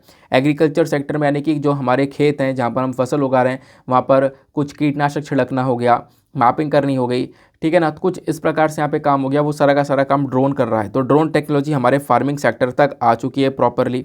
उसके बाद में आप देखोगे ड्रोन्स का, ये तो मैंने आपको यूज़ बताया, तो आपको कहोगे यार बहुत बेस्ट चीज़ है, लगातार टेक्नोलॉजी ग्रो हो रही है, इससे अच्छी क्या बात है ना, ड्रोन इंडस्ट्री ग्रो हो रही है। लेकिन ये तो हमने पढ़ लिया इसके सारे के सारे फ़ायदे। अब बात करते हैं इससे संबंधित इश्यूज़ के बारे में कि आखिरकार इसमें क्या क्या प्रॉब्लम्स नज़र आते हैं। सबसे पहला प्रॉब्लम यहाँ पर नज़र आता है कि देखो ड्रोन की वजह से जो अटैक्स हैं ना वो थोड़े से बढ़ते हुए नज़र आते हैं, है ना। क्योंकि ड्रोन सस्ते हैं, ख़रीदना बहुत आसान है। बाकी सारे जो हथियार होते हैं उनको ख़रीदना काफ़ी मुश्किल होता है, बॉम्ब को ख़रीदना बहुत मुश्किल होता है अगर अटैक करना है, बट ड्रोन को ख़रीदना बहुत आसान है, ऐसा आप यहाँ पर कह सकते हो। और ढेर सारे ड्रोन्स यहाँ पे आप जम्मू के अंदर भी देखोगे, जम्मू के अंदर ड्रोन अटैक हुआ था, आपको याद होगा पिछले साल, जहाँ पे उन ड्रोन्स को मारकर गिरा भी दिया गया था। तो इस प्रकार से यहाँ पे ड्रोन्स के थ्रू जो अटैक है वो पिछले कुछ समय पर लगातार बढ़ रहे हैं। दूसरा रीज़न मैंने आपको बताया कि एकदम कॉस्ट बहुत कम है, बहुत चीपर ये होते हैं, आप बहुत सस्ते में इन ड्रोन्स को परचेज़ कर सकते हो। बाकी जैसे दूसरे हथियार होते हैं ना वो बहुत महंगे होते हैं, उनके कंपैरिजन में थोड़ा ही सस्ता देखने को मिलता है। उसके बाद में इसको यहाँ पे delivery of mass destruction weapon की तरह भी देखा जाता है, यानी कि जो कॉम्बैट ड्रोन होते हैं यानी लड़ाई करने वाले जो ड्रोन होते हैं ये काफ़ी ख़तरनाक हैं। ये कहीं ना कहीं जो हथियार होते हैं ना उसको भी डिलीवर कर सकते हैं इधर से उधर। तो ये तो यहाँ पे आपने इश्यूज़ के बारे में पढ़ लिया, मतलब सभी चीज़ों को पढ़ लिया, ये आपके लिए मेंस के लिए तैयार हो गया। उसके बाद इंटरव्यू के पर्सपेक्टिव से भी आपके पास में रेडी हो चुका है। कोई भी ड्रोन को लेकर सवाल बनता है तो आप यहाँ पर आराम से कुछ इश्यूज़, कुछ यहाँ पर इसके बेनिफिट्स, ये सारी चीज़ें मेंशन कर सकते हो। अब बात ये आती है कि यूपीएससी ने कभी सवाल पूछा है ड्रोन को लेकर? बिल्कुल पूछा है। साल 2020 में यहाँ पे आप देखोगे प्रीवियस ईयर में पूछा गया था सवाल, ज़्यादा पुराना है नहीं। सवाल क्या था? Consider the following activities. यहाँ पर आपको कुछ एक्टिविटीज़ दी गई हैं। कितनी एक्टिविटीज़ दी गई हैं? इस प्रकार से यहाँ पर ये 3 एक्टिविटीज़ दी गई हैं। पहला यहाँ पे बोला गया कि जैसे हमारी फसल हो गई, फसल के ऊपर कीटनाशक का छिड़काव करना। दूसरा यहाँ पर एक्टिविटी है कि जो वॉल्केनो होता है ना, जो ज्वालामुखी होता है, उसका ऊपर का हिस्से को इंस्पेक्ट करना। तीसरा होता है कि जो यहाँ पर स्पाउटिंग वेल्स होती है जो कि ऊपर अपना फहारा छोड़ती हैं, उन वेल्स का यहाँ पे जो डीएनए होता है उसका कलेक्शन करना। तो ये जो तीनों चीज़ें हैं, क्या ये तीनों चीज़ें करंट टाइम पर ड्रोन के माध्यम से की जा सकती हैं? ड्रोन क्या हमारे फसलों के अंदर कीटनाशक को छिड़क सकता है? क्या वॉल्केनो के ऊपर से वो जो भी यहाँ पर उसकी मैपिंग है, जो भी उसकी इंस्पेक्शन है, देख सकता है कि यहाँ लावा आ रहा है बाहर, क्या वो उसको यहाँ पर इंस्पेक्ट कर सकता है? तीसरा यहाँ पर जो भी यहाँ पर मैंने आपको बताया कि वेल्स हैं, स्पाउटिंग वेल्स जो कि फुहारा ऊपर छोड़ती हैं, उनके डीएनए एनालिसिस के लिए यहाँ पर इन ड्रोन का इस्तेमाल किया जा सकता है, उनके ब्रीथ सैंपल्स को कलेक्ट कर सकता है। तो ये 3 यहाँ पर एक्टिविटीज़ दी गई। फिर आपसे पूछा गया कि बताओ भैया ड्रोन क्या इन तीनों में से कौन कौन से काम है जो कि सक्सेसफुली कर पाएगा। फिर नीचे आपको ऑप्शन दिए गए 1 and 2 only, 2 and 3 only, 1 and 3 only, 1 2 and 3। आप लोग क्या सोच रहे हो कि क्या होना चाहिए? क्या आ रहा है मन में? फर्स्ट एंड सेकंड है, सेकंड एंड थर्ड है, फर्स्ट है, केवल क्या है? वैसे मैं आपको बताऊं तो यहाँ पर तीनों के तीनों करेक्ट आंसर हैं। तीनों काम ड्रोन के माध्यम से किए जा सकते हैं। जो वॉल्केनोज होते हैं उनको यहाँ पर इंस्पेक्ट किया जा सकता है ना, अच्छे से देखा जा सकता है। दूसरा यहाँ पर जो भी हमारी क्रॉप फील्ड्स हैं उनके ऊपर कीटनाशक का छिड़काव किया जा सकता है। और जो वेल्स है उनकी ब्रीथ सैंपल्स को भी कलेक्ट किया जा सकता है, क्योंकि वो क्या करती हैं, जो वेल्स हैं ना वो फुहारा छोड़ती हैं बहुत तेज़ी से ऊपर, तो उन सैंपल्स को कलेक्ट किया जा सकता है, ऐसा आप कह सकते हो। तो तीनों ही काम यहाँ पे ड्रोन के माध्यम से किए जा सकते हैं। हालांकि ये नहीं लिखा गया है कहीं पर भी कि ड्रोन से क्या क्या कर सकते हैं, कहीं पे भी नहीं देखने को मिलेगा, बट एक लॉजिक बेस्ड सवाल था जिसको आप लोग यहाँ पर अटैम्प्ट कर सकते थे। ठीक है ना। नेक्स्ट आर्टिकल पर आते हैं। नाउ यहाँ पर एक छोटा सा आर्टिकल आपको देखने को मिलेगा। इस वाले आर्टिकल को आप लोग जीएस पेपर नंबर 3 एनवायरमेंट से लिंक कर पाओगे। यहाँ पे बात की जा रही है ग्रेट इंडियन बस्टर्ड के बारे में। तो ग्रेट इंडियन बस्टर्ड आपको यहाँ पर एक बर्ड देखने को मिलेगी जो कि इस प्रकार से पिक्चर में नजर आ रही है। बात यहाँ पर क्या की गई है, सुप्रीम कोर्ट ने हमारी केंद्र सरकार का रेस्पॉन्स मांगा है। केंद्र सरकार का रेस्पॉन्स किस चीज़ के ऊपर मांगा है? वो मांगा है ग्रेट इंडियन बस्टर्ड को लेकर जो प्रोटेक्शन देने के लिए हमने एक प्रोग्राम है, protection great Indian bustard programme, इसको स्टार्ट किया है। ठीक है ना। इस प्रोग्राम के इवॉल्विंग सिचुएशन को लेकर यहाँ पर कुछ सजेशन या फिर आप कह सकते हो कि कुछ रिस्पांस मांगा है केंद्र सरकार से। सुप्रीम कोर्ट ने वेडनेसडे में यहाँ पर हमारी गवर्नमेंट का रिस्पांस मांगा किस चीज़ को लेकर? प्रोजेक्ट ग्रेट इंडियन बस्टर्ड को लेकर। ये जो प्रोजेक्ट है ग्रेट इंडियन बस्टर्ड, ये वो क्या करेगा? ये प्रोजेक्ट यहाँ पर इन बर्ड्स को बचाने का काम करेगा, क्योंकि इन बर्ड्स की जो संख्या है वो अभी कुछ कुछ नंबरों में रह गई है, कुछ कम ही यहाँ पर इनकी संख्या है, तो इनको बचाना बहुत ज़्यादा ज़रूरी है। तो सुप्रीम कोर्ट बोलता है जैसे हमने प्रोजेक्ट टाइगर चलाया है, जहाँ पे उस टाइगर प्रोजेक्ट ने बहुत अच्छी तरीके से काम कर ढेर सारे टाइगर्स को यहाँ पर बचाया, वैसे ही हम लोग यहाँ पर एक प्रोजेक्ट ग्रेट इंडियन बस्टर्ड को लेकर आना चाहते हैं। और ये जो प्रोग्राम है प्रोजेक्ट ग्रेट इंडियन बस्टर्ड, इसको लेकर यहाँ पर अपना जो रेस्पॉन्स है वो यहाँ पर व्यक्त करो। तो वो बात आपको यहाँ पर क्लियर हो गई। इस प्रकार की चीज़ें यहाँ पर सुप्रीम कोर्ट की साइड से मेंशन की जाती हैं, क्योंकि जो ग्रेट इंडियन बस्टर्ड है ना, इनकी डेथ पिछले कुछ समय पर बहुत ज़्यादा बढ़ चुकी है। इनकी जो संख्या है वो लगातार कम हो रही है, तो इनको एक प्रोटेक्शन देना हमारे लिए बहुत ज़्यादा इंपॉर्टेंट बन जाता है। वो बातें यहाँ पर देखने को मिलेंगी। लेकिन क्या है, ये तो आपने करंट इशू पढ़ लिया। इस करंट इशू के पढ़ने के साथ साथ आपको जहाँ से सवाल बनना है वो पढ़ना पड़ेगा। सवाल कहाँ से बनेगा? सवाल बनेगा ग्रेट इंडियन बस्टर्ड से, क्योंकि ग्रेट इंडियन बस्टर्ड न्यूज़ में है, कारण आपको पता चल गया। अब बात करेंगे ग्रेट इंडियन बस्टर्ड के बारे में। तो देखो रिसेंटली भी यहाँ पर एक न्यूज़ आई थी जहाँ पे मेंशन ये किया गया था कि केवल और केवल 4 फीमेल ग्रेट इंडियन बस्टर्ड बची हुई हैं गुजरात के अंदर। केवल 4, गुजरात में केवल 4 फीमेल ग्रेट इंडियन बस्टर्ड हैं। तो 2018 की एक स्टडी थी जिसके अकॉर्डिंग बताया गया था कि इंडिया के पास में 150 से कम ग्रेट इंडियन बस्टर्ड थी, और आज आप देखोगे और ज़्यादा ग्रेट इंडियन बस्टर्ड कम हो चुकी हैं। ग्रेट इंडियन बस्टर्ड क्या है? तो एक आपको इस प्रकार से बर्ड देखने को मिलेगी जिसका पिक्चर मैंने आपको दिखाया। इस प्रकार से इसकी लंबी सी गर्दन आपको दिख रही होगी, स्क्रीन पर ऊपर ये बर्ड दिख रही होगी। तो हम लोग बात करेंगे ग्रेट इंडियन बस्टर्ड की। तो ग्रेट इंडियन बस्टर्ड, पहली बात तो आपको ध्यान में रखना है, राजस्थान की यहाँ पर एक स्टेट बर्ड है। तो राजस्थान की स्टेट बर्ड क्या है? Great Indian bustard. आज के समय पर इसको क्रिटिकली इंडेंजर्ड कैटेगरी में रखा गया है। क्रिटिकली इंडेंजर्ड कैटेगरी का मतलब है कि कुछ ही संख्या बची हुई है इनकी, और वो संख्या भी खत्म हो जाएगी तो इनको एक्सटिंक्ट कैटेगरी में रखा जाएगा। मतलब हम लोग फिर आगे जानेंगे कि ये जो प्रजाति है कुछ इस प्रकार के नाम की प्रजाति हुआ करती थी। तो ये कहीं ना कहीं यहाँ पर ये एक प्रॉब्लम वाली बात नज़र आती है ग्रेट इंडियन बस्टर्ड के लिए। तो ध्यान रखना, ग्रेट इंडियन बस्टर्ड बेसिकली यहाँ पर एक ग्रासलैंड स्पीशी है, यानी कि इसको घास में रहना काफ़ी ज़्यादा पसंद है। इसकी जो पॉपुलेशन है वो राजस्थान, गुजरात, उसके साथ साथ महाराष्ट्र, कर्नाटक और आंध्र प्रदेश में देखने को मिलती है। यहीं तक सीमित इसकी पॉपुलेशन है। खतरे की बात करें तो ढेर सारा खतरा इसको देखने को मिलता है। कभी कभी यहाँ पर बिजली के तार से ये बर्ड्स टकरा जाती हैं, इनका शिकार किया जाता है, या फिर जो बर्ड्स जहाँ पर रह रही हैं वो हैबिटेट पूरी तरह से ख़त्म होता जा रहा है। तो ये भी यहाँ पर इनको एक खतरा देखने को मिलेगा। प्रोटेक्शन स्टेटस की बात करें तो IUCN के अंदर इनको क्रिटिकली इंडेंजर्ड कैटेगरी में रखा गया है। ये मैंने आपके साथ में ऑलरेडी डिस्कस कर ही लिया है, यानी कि इनकी संख्या बहुत कम है ना। फिर उसके बाद में साइट्स के अंदर इनको अपेंडिक्स 1 में रखा गया है, यानी कि इनका जो इंटरनेशनल ट्रेड है वो आप नहीं कर सकते हो। इंटरनेशनल ट्रेड के ऊपर ढेर सारी रिस्ट्रिक्शंस यहाँ पर लगाई गई हैं। वाइल्ड लाइफ प्रोटेक्शन एक्ट में इसको शेड्यूल 1 में रखा गया है, यानी हाई प्रोटेक्शन इसको प्रोवाइड करवाई गई है इस बर्ड्स को। अब ये जो बर्ड है ना, इसको बचाने के लिए ढेर सारे मेजर्स, पहले मतलब कि ढेर सारे अलग अलग हम लोगों ने क्या कर रखे हैं, कदम उठाए हैं इस ग्रेट इंडियन बस्टर्ड को बचाने के लिए। जिसमें से एक सबसे इम्पॉर्टेंट यहाँ पर स्टेप देखने को मिलेगा वो है स्पीशीज़ रिकवरी प्रोग्राम। तो यहाँ पर ये जो स्पीशीज़ रिकवरी प्रोग्राम है, इस प्रोग्राम के तहत हम लोग इस ग्रेट इंडियन बस्टर्ड को रिकवर कर रहे हैं। उसके बाद नेशनल बस्टर्ड रिकवरी प्रोग्राम चलाया गया। देन कंजर्वेशन ब्रीडिंग फैसिलिटी आज के समय पर आपको राजस्थान के अंदर देखने को मिलेगी। राजस्थान सरकार ने यहाँ पर इसकी ब्रीडिंग फैसिलिटीज़ को बनाया है ताकि वहाँ पर ब्रीडिंग करवा कर इनकी संख्या को बढ़ाया जा सके। आई होप आपको यहाँ पर ये प्रॉब्लम अच्छे से क्लियर हो चुकी है। तो अभी यहाँ पर सुप्रीम कोर्ट में एक पिटीशन भी डाला गया था, और उस पिटीशन में बोला गया कि देखो इन बर्ड्स की बहुत ज़्यादा मृत्यु हो रही है गुजरात और राजस्थान के अंदर में। तो कोर्ट यहाँ पर इस पिटीशन को सुनते हुए हमारी केंद्र सरकार से यहाँ पर रिस्पॉन्स मांगता है कि आखिरकार क्या करना चाहिए प्रोटेक्ट ग्रेट इंडियन बस्टर्ड को कर मतलब कि क्या क्या प्रोग्राम्स हम लोग लेकर चल सकते हैं, ग्रेट इंडियन बस्टर्ड को बचाने के लिए कैसे काम कर सकते हैं, उसके ऊपर केंद्र सरकार का रिस्पॉन्स यहाँ पर मांगा गया है। ये बात आपको क्लियर हो गई। नाउ आगे बढ़ने से पहले मेक श्योर करना वीडियो पे जो लाइक का बटन है उसको प्रेस कर देना। एक छोटा सा टारगेट रखा है हम लोगों ने 5K प्लस लाइक्स का, जिसको आप लोग अचीव करवा सकते हो। साथ ही साथ मेरे साथ में इंस्टाग्राम पे कनेक्ट कर सकते हो। इंस्टाग्राम पे जाना, सर्च बॉक्स में टाइप करना दीपक यादव एजुकेशन, आपको ये वाला प्रोफाइल मिलेगा। यहाँ पे आप मेरे साथ में पर्सनली कनेक्ट कर पाओगे। और जो भी आपसे सवाल पूछे जाते हैं वीडियो के अंदर में, जैसे स्टार्टिंग में आपसे सवाल पूछा गया किस चीज़ को लेकर, जैसे स्टार्टिंग में आपसे प्रीलिम्स का सवाल पूछा गया, उसके बाद में आपसे यहाँ पर पूछा गया मैप का क्वेश्चन पूछा गया, तो उन सब के आंसर नीचे कमेंट सेक्शन में ज़रूर से दिया करो। और अपना जो एंगेजमेंट है वो आप इस पूरे के पूरे वीडियो के अंदर बनाए रखा करो। कमेंट सेक्शन में एक्टिवेट रहोगे तो काफ़ी हद तक यहाँ पर मेरे साथ में एंगेजमेंट आपका बढ़ जाता है। हो सकता है माइक के अंदर भी थोड़ी थोड़ी प्रॉब्लम आ रही हो, पता नहीं कुछ इशू था, माइक शायद नीचे गिर गया था लेकिन अभी यहाँ पर सही किया मैंने, तो हो सकता है थोड़ा बहुत माइक के अंदर इशू अभी थोड़ी देर पहले देखने को मिल रहा होगा। नाउ नेक्स्ट इसके बराबर में एक छोटा सा आर्टिकल आपको देखने को मिलेगा। वर्ल्ड बैंक की एक रिपोर्ट आई है और उस रिपोर्ट ने क्या बताया है, लगभग 160 से लेकर 200 मिलियन के आसपास जो इंडियंस हैं ना, इनको हीट वेव का सामना करना पड़ेगा आने वाले समय पर।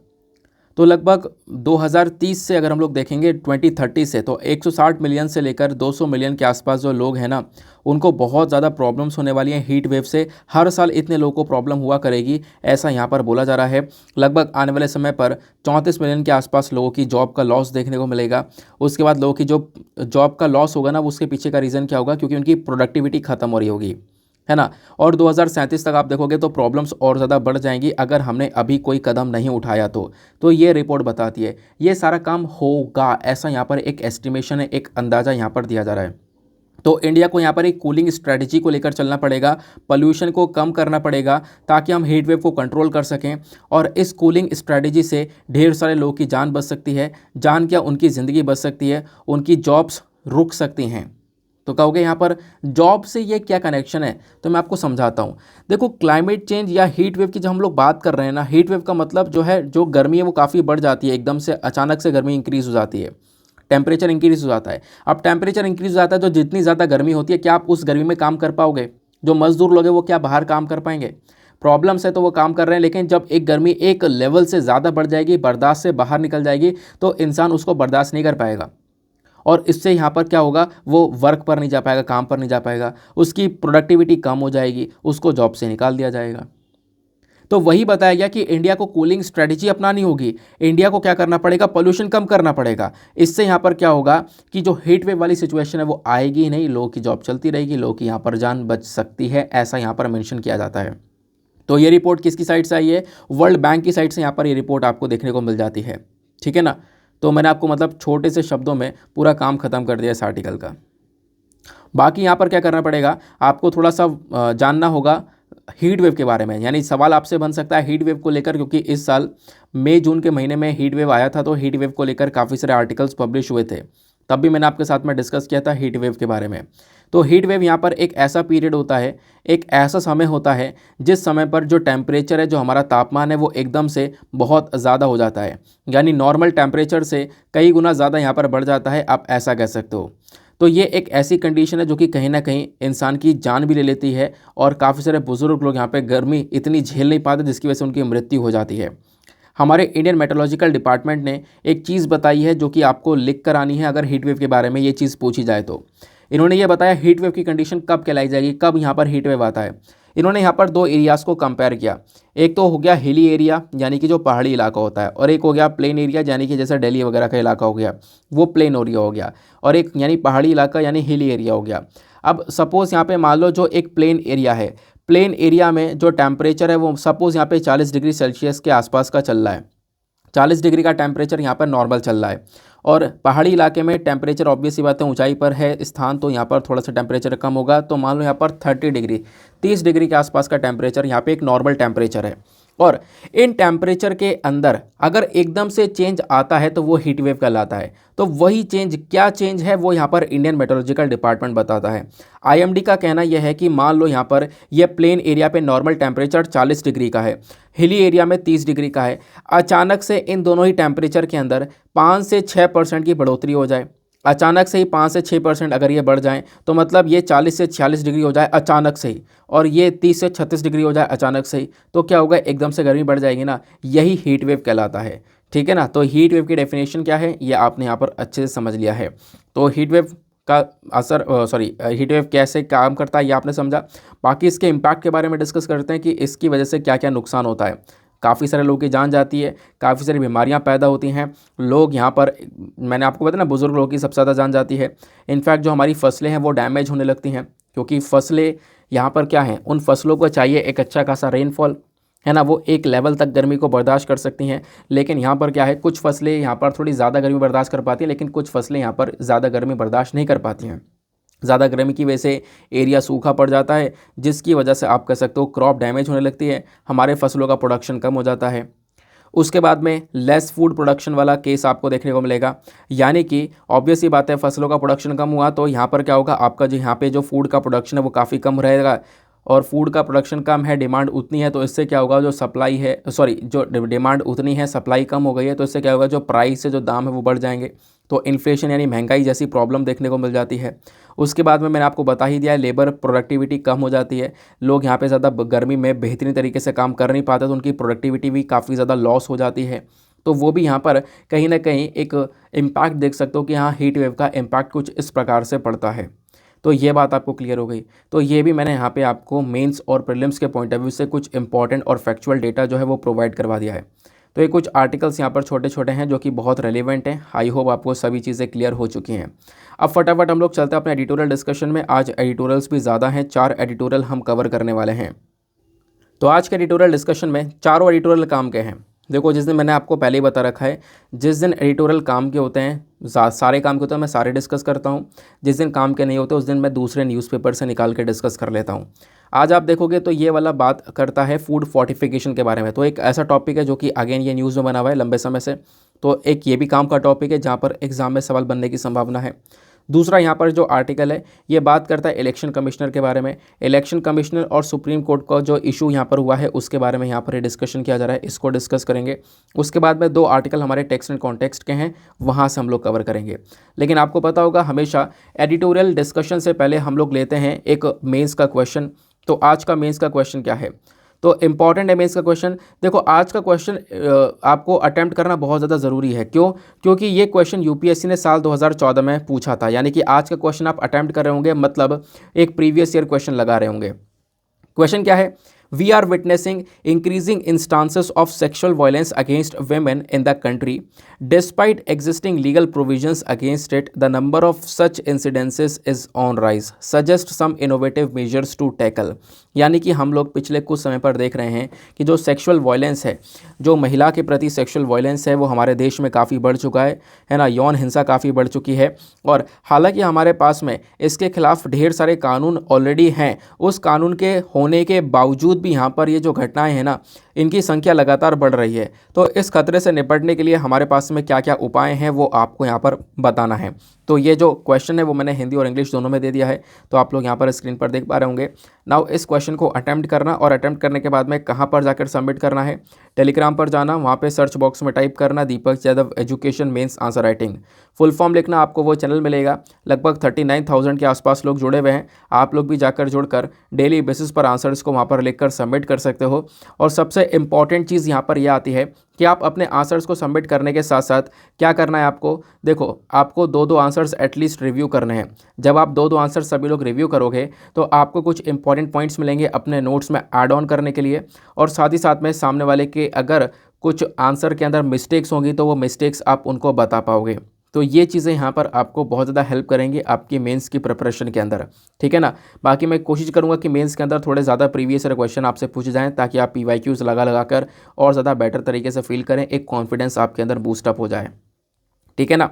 बाकी कल मैंने शाम को जो है वो जो ग्रुप है वो बंद कर दिया था। देखो आप लोग क्या कर रहे हो यार, मतलब कुछ लोग ऐसे ही हैं जो ग्रुप के अंदर आ रहे हैं, वो कभी किसी भी चीज़ का लिंक उठा के शेयर कर दे रहे हैं। लिंक उठा के शेयर करने का मतलब यहाँ पर किसी कोचिंग मटेरियल का लिंक शेयर कर दे रहे हैं, है ना। फिर उसके बाद में कल रात में यहाँ पर शायद 2 लोगों ने न्यूज़पेपर डाल दिए थे। फिर मेरे पास मैसेज आता है उनकी ऑफिशियल साइट से कि कॉपीराइट स्ट्राइक दे देंगे, एक वार्निंग आती है। तो इस चक्कर में यार मैंने रात में बंद कर दिया था। रात में यहाँ पर देखो दिन में होता है तो मैं यहाँ पर कभी कभी बीच में देख लेता हूँ उस ग्रुप को, तो फिर उसमें कोई फालतू चीज़ होती है तो मैं उसको हटा देता हूँ वैसे ही। और अगर वो इंसान नहीं मानता है, 2-3 बार मैं हटा देता हूँ, उसके बावजूद भी अगर वो नहीं मानता है तो मैं उसको बिल्कुल ग्रुप से ब्लॉक कर देता हूँ, ठीक है ना। तो यार वो आपके चीज़ के प्रमोशन के लिए वो नहीं है, वो ग्रुप आप किसी दूसरी चीज़ को यहाँ पे प्रमोट कर रहे हो, उस चीज़ के लिए यहाँ पे नहीं है, केवल आंसर राइटिंग के लिए बनाया गया है। तो इस वजह से मैं रात को उसको बंद कर दिया करूँगा। रात में 9 बजे वो ग्रुप बंद हो जाएगा, फिर उसके बाद सुबह मॉर्निंग में खुलेगा। आप उस बीच जब मॉर्निंग में खुलेगा वो ग्रुप ओपन होगा तो पूरे दिन में कभी भी आप आंसर सेंड कर सकते हो। अगर आपने कोई बात नहीं रात में आंसर लिखते हो तो कोई बात नहीं, आप मॉर्निंग में सेंड कर दो उसको, क्या प्रॉब्लम है, ठीक है ना। चलो नाउ ये जो एडिटोरियल है, टूवर्ड्स अ रोबस्ट ट्रियोमेरेटिव, ठीक है ना। तो ये ट्रियोमेरेट क्या है समझेंगे, ये किस चीज़ के बारे में बात कर रहे हैं। नवीन चावला साहब ने एडिटोरियल लिखा है। तो ये बेसिकली यहाँ पर एक फॉर्मर चीफ इलेक्शन कमिश्नर भी हैं, तो इनके पॉइंट ऑफ व्यूज़ काफ़ी ज़्यादा मैटर करते हैं। देखो इस एडिटोरियल में क्या बात की जा रही है, वो सारे इंपॉर्टेंट पॉइंट्स। देखो होता क्या है, हम लोग एडिटोरियल पढ़ लेते हैं काम खत्म, ऐसा नहीं है, ऐसा बिल्कुल नहीं करना है। एडिटोरियल के रिगार्डिंग जहाँ जहाँ पर आपको कुछ इंपॉर्टेंट पॉइंट्स लगते हैं आप उसको नोट डाउन करना। जैसे ये एडिटोरियल कुछ खास है तो इसके सारे इंपॉर्टेंट पॉइंट्स मैंने आपको यहाँ पे प्रोवाइड करवा दिए हैं, आप यहाँ पर इसको बहुत आराम से पढ़ पाओगे, ठीक है ना। इसको डायरेक्टली यहाँ पर मतलब नोट्स बनाने की ज़रूरत नहीं है, इसको डायरेक्टली कॉपी पेस्ट कर लेना अपने पास में, अपने नोट्स में। चलो पहले हम बात करते हैं हुआ क्या। देखो राइटर पहले बोलते हैं इलेक्शन कमीशन ऑफ इंडिया के बारे में। इलेक्शन कमीशन ऑफ इंडिया क्या है? तो इलेक्शन कमीशन ऑफ इंडिया एक ऐसी बॉडी है जिसका काम है हमारे भारत के अंदर सारे चुनाव को कंडक्ट करवाना, इलेक्शंस को कंडक्ट करवाना। तो इलेक्शन कमीशन ऑफ इंडिया एक ऑटोनॉमस और परमानेंट कॉन्स्टिट्यूशनल बॉडी है। इसका काम है इंडिया के अंदर फ्री और फेयर इलेक्शंस को कंडक्ट करवाना। जो हमारा संविधान है ना, वो इलेक्शन कमीशन ऑफ इंडिया को पावर देता है किस चीज़ की? ये इलेक्शंस करवा सकते हैं पार्लियामेंट के अंदर, स्टेट लेजिस्लेचर के अंदर, प्रेसिडेंट के ऑफिस के अंदर और साथ ही साथ में वाइस प्रेसिडेंट को लेकर, यानी इन सभी पोस्ट पर इलेक्शंस को कंडक्ट करवाने का काम इलेक्शन कमीशन ऑफ इंडिया के पास में है। ये हमारा संविधान डायरेक्टली ईसीआई को पावर देता है। देखो, इलेक्शन कमीशन ऑफ इंडिया इन सारे इलेक्शंस को कंडक्ट करवाता है, या आपने समझ लिया, लेकिन आपसे अगर सवाल बन जाए कि कौन से elections election commission of India conduct नहीं करवाता, तो ध्यान रखना कुछ ऐसे इलेक्शंस हैं जैसे अर्बन बॉडीज़ के हो गए, जैसे म्यूनिसिपैलिटीज़ हो गई या पंचायत हो गए राज्यों के अंदर में, तो इनके इलेक्शंस यहाँ पे इलेक्शन कमीशन ऑफ इंडिया नहीं करवाता है। इनके अलावा यहाँ पे जो मैंने आपको बताया ऊपर, उनके इलेक्शंस यहाँ पर ईसीआई करवाता है। लेकिन यहाँ पे क्या हुआ, ईसीआई पिछले कुछ टाइम में काफ़ी कंट्रोवर्सी में देखने को मिला। कंट्रोवर्सी में इसलिए देखने को मिला क्योंकि ये जो बॉडी है ना, वैसे तो एक इंडिपेंडेंट बॉडी होनी चाहिए थी, यानी ये बॉडी अपने हिसाब से काम करे, लेकिन यहाँ पे देखने को मिल रहा है सरकार का इन्फ्लुएंस इस बॉडी के अंदर काफ़ी बढ़ चुका है। अब सरकार का इन्फ्लुएंस बढ़ चुका है तो बॉडी के तो इंडिपेंडेंसी खत्म हो गई ना, बॉडी खुलकर काम कर नहीं पा रही है। तो वही यहाँ पे बताया गया कि इसके ऊपर हमें थोड़ा सा एक स्पेशल अटेंशन देने की आवश्यकता है। वही चीज़ यहाँ पर राइटर बोलते हैं, ठीक है ना, ये बात आपको क्लियर हुई। तो राइटर यहाँ पे पहले समझाते हैं इलेक्शन कमीशन ऑफ इंडिया के स्ट्रक्चर के बारे में कि आखिरकार ये स्ट्रक्चर है क्या है ये बॉडी। देखो, ओरिजिनली अगर हम लोग बात करें तो ये जो कमीशन है ना, ये बेसिकली यहाँ पर पहले इस कमीशन के अंदर पहले एक इलेक्शन कमिश्नर हुआ करता था, लेकिन क्या हुआ, इस बॉडी के अंदर हमने कुछ चेंजेस कर दिए। इलेक्शन कमीशन अमेंडमेंट एक्ट 1989 लेकर आए। तो इस अमेंडमेंट के तहत हमने क्या कर दिया, इस बॉडी को मल्टी मेंबर बॉडी बना दिया। तो आज के समय पर ईसीआई के अंदर एक मेंबर नहीं है, ढेर सारे मेंबर्स होते हैं, यानी कि एक तो चीफ इलेक्शन कमिश्नर होता है और दो यहाँ पर इलेक्शन कमिश्नर्स होते हैं। ये तीन मिलकर यहाँ पर इस ईसीआई को पूरी तरह से हेड कर रहे होते हैं। और इन चीफ इलेक्शन कमिश्नर और इलेक्शन कमिश्नर्स को अपॉइंट कौन करता है, हमारे प्रेसिडेंट इनको अपॉइंट करते हैं। इनका जो टाइम पीरियड है वो 6 साल का होता है, यानी ये लोग 6 साल तक सर्व कर सकते हैं, दोनों ही चीफ इलेक्शन कमिश्नर या इलेक्शन कमिश्नर, दोनों की बात कर रहा हूँ।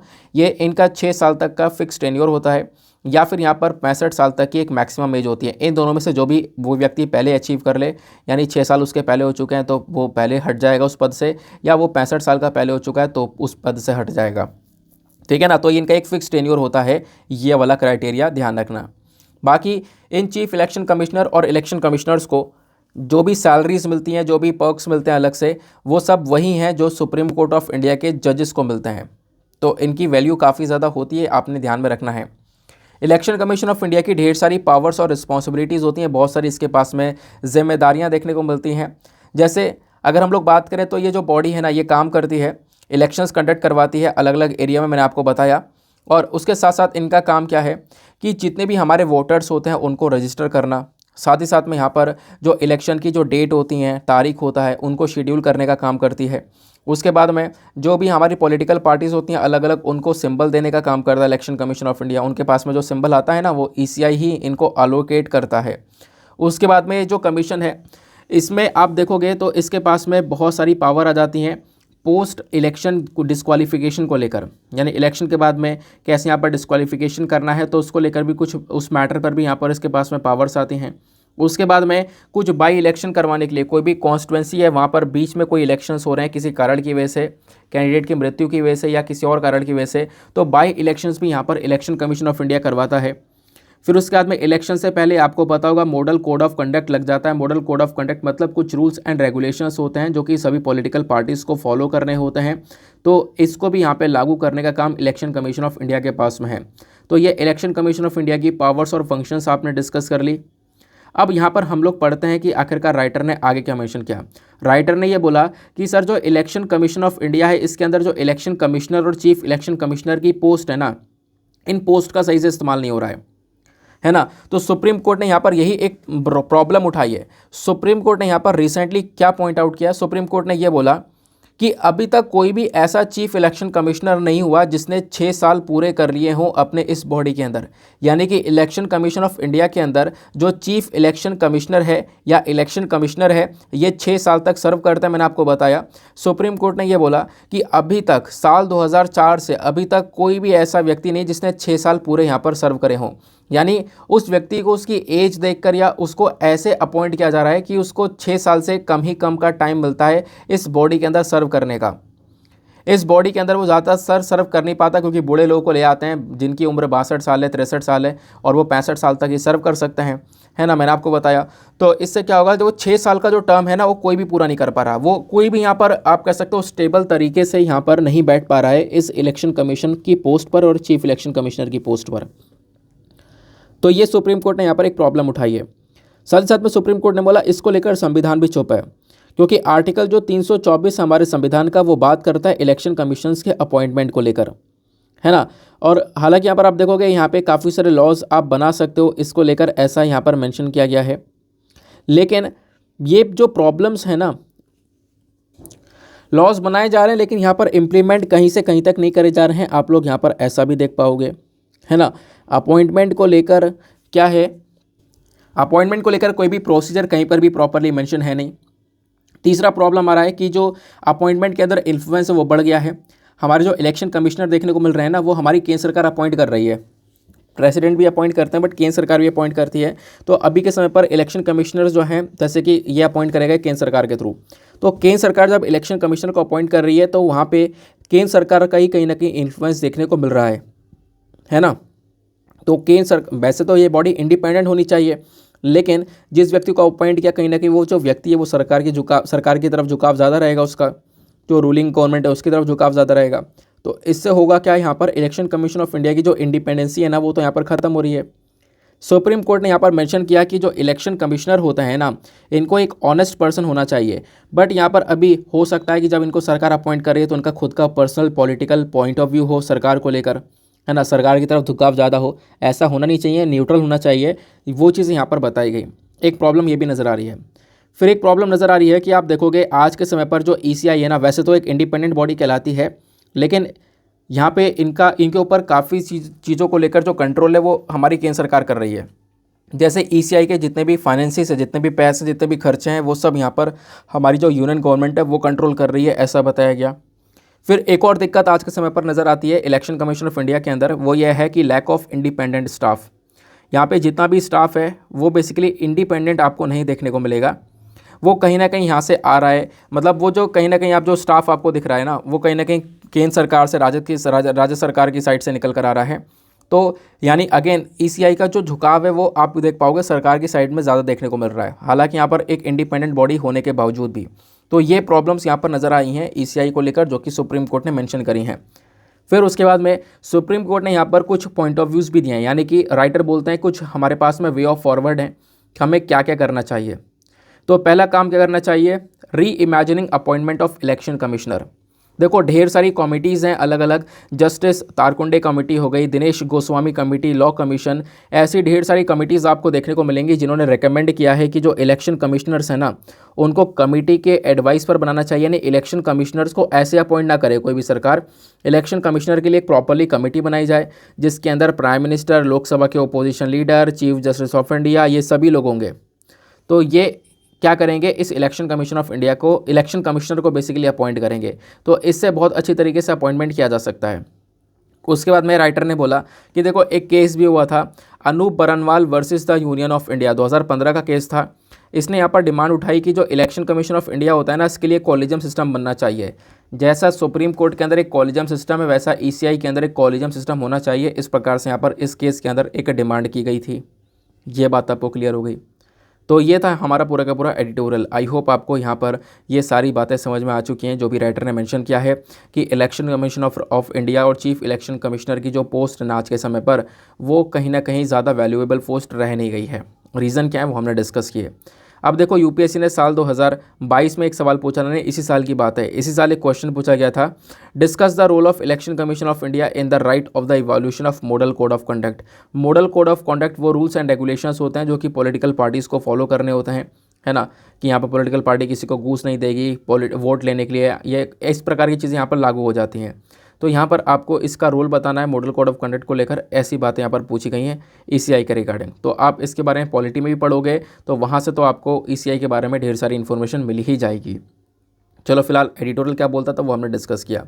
नेक्स्ट एडिटोरियल पर आते हैं। अगला एडिटोरियल बात करता है किस चीज़ के बारे में, an Indian recipe to quell micronutrient malnutrition. देखो इसको मैं बस ऐसे ही रखूँगा आर्टिकल को और ऐसे रख के यहाँ पर पूरा आर्टिकल पढ़ने वाला हूँ, तो बस खाली आप यहाँ पर ध्यान से चीज़ों को समझते रहना, ठीक है ना। मतलब पढ़ने वाला नहीं, समझाने वाला हूँ। तो सबसे पहली चीज़ यहाँ पर जो राइटर है हमारी वो हैं श्री मावो नायर, एक सीनियर प्रोफेसर हैं department of food and nutrition के अंदर में। तो इनके पॉइंट ऑफ व्यूज़ मैटर कर रहे हैं क्योंकि इन्होंने अपने पोस्ट के हिसाब से यहाँ पर किसी पर्टिकुलर टॉपिक के ऊपर एडिटोरियल को लिखा है। ये बात करते हैं फूड फोर्टिफिकेशन के बारे में। देखो फूड फोर्टिफिकेशन क्या होता है मैं आपको यहीं पे बता देता हूँ। खाने के अंदर जैसे मान लो कोई चावल है, अब चावल के अंदर कुछ न्यूट्रिएंट्स तो है नहीं, तो चावल के अंदर जब हम अलग से न्यूट्रिएंट्स ऐड कर देते हैं, अलग से उसमें न्यूट्रिएंट्स को ऐड किया जाएगा तो वो कहलाता है फूड फोर्टिफिकेशन। कैसे करेंगे, मान लो चावल पीस दिया, उसमें अलग से न्यूट्रिएंट्स पीस दिया, दोनों को मिला दिया, फिर चावल बना दिया, तो यहाँ पर ये सब फूड फोर्टिफिकेशन कहलाता है। तो राइटर ये बोलती हैं कि जब हम लोग बात करते हैं न्यूट्रिशन की ना, तो जब हम बात करते हैं पोषण की, तो सबसे खतरनाक सिचुएशन इंडिया के अंदर देखने को मिल रही है।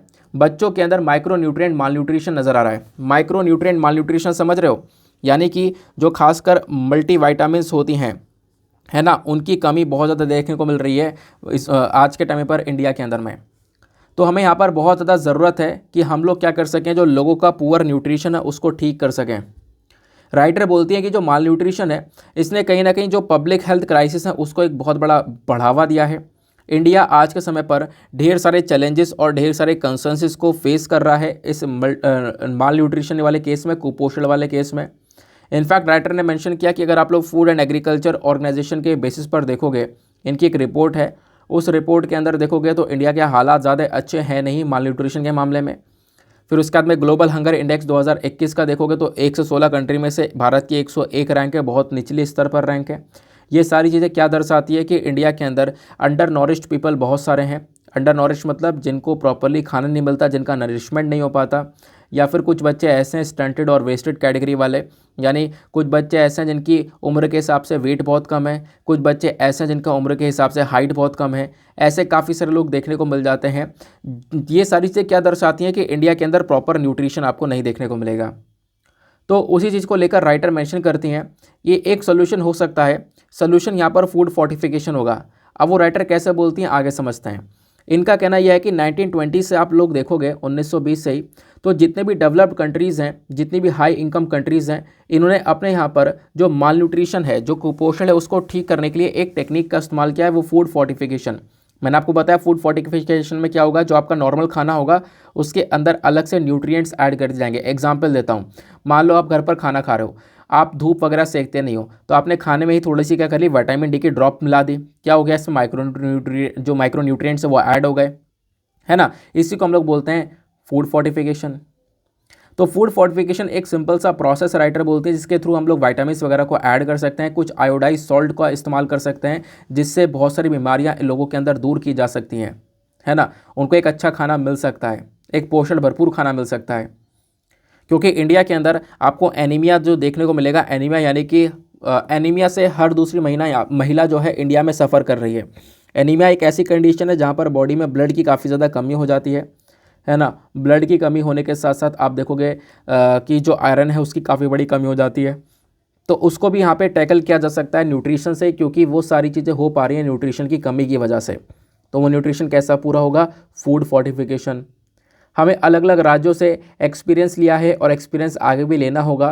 काफ़ी सारे राज्य यहाँ पर फूड फोर्टिफिकेशन को लागू कर रहे हैं, हमें भी यहाँ पर फूड फोर्टिफिकेशन पूरे इंडिया के लेवल पर लेकर आना होगा, ठीक है ना। वो बात यहाँ पर राइटर बोलती हैं, क्योंकि मैंने आपको बताया कि इंडिया के अंदर की ज़रूरत है फूड फोर्टिफिकेशन की, क्योंकि इससे जितनी भी डेफिशिएंसीज़ है वो हम लोग यहाँ पर कम कर सकते हैं। और ज़रूरत क्या है वो हमने ऑलरेडी समझ लिया है कि क्या क्या प्रॉब्लम्स देखने को मिल रही हैं।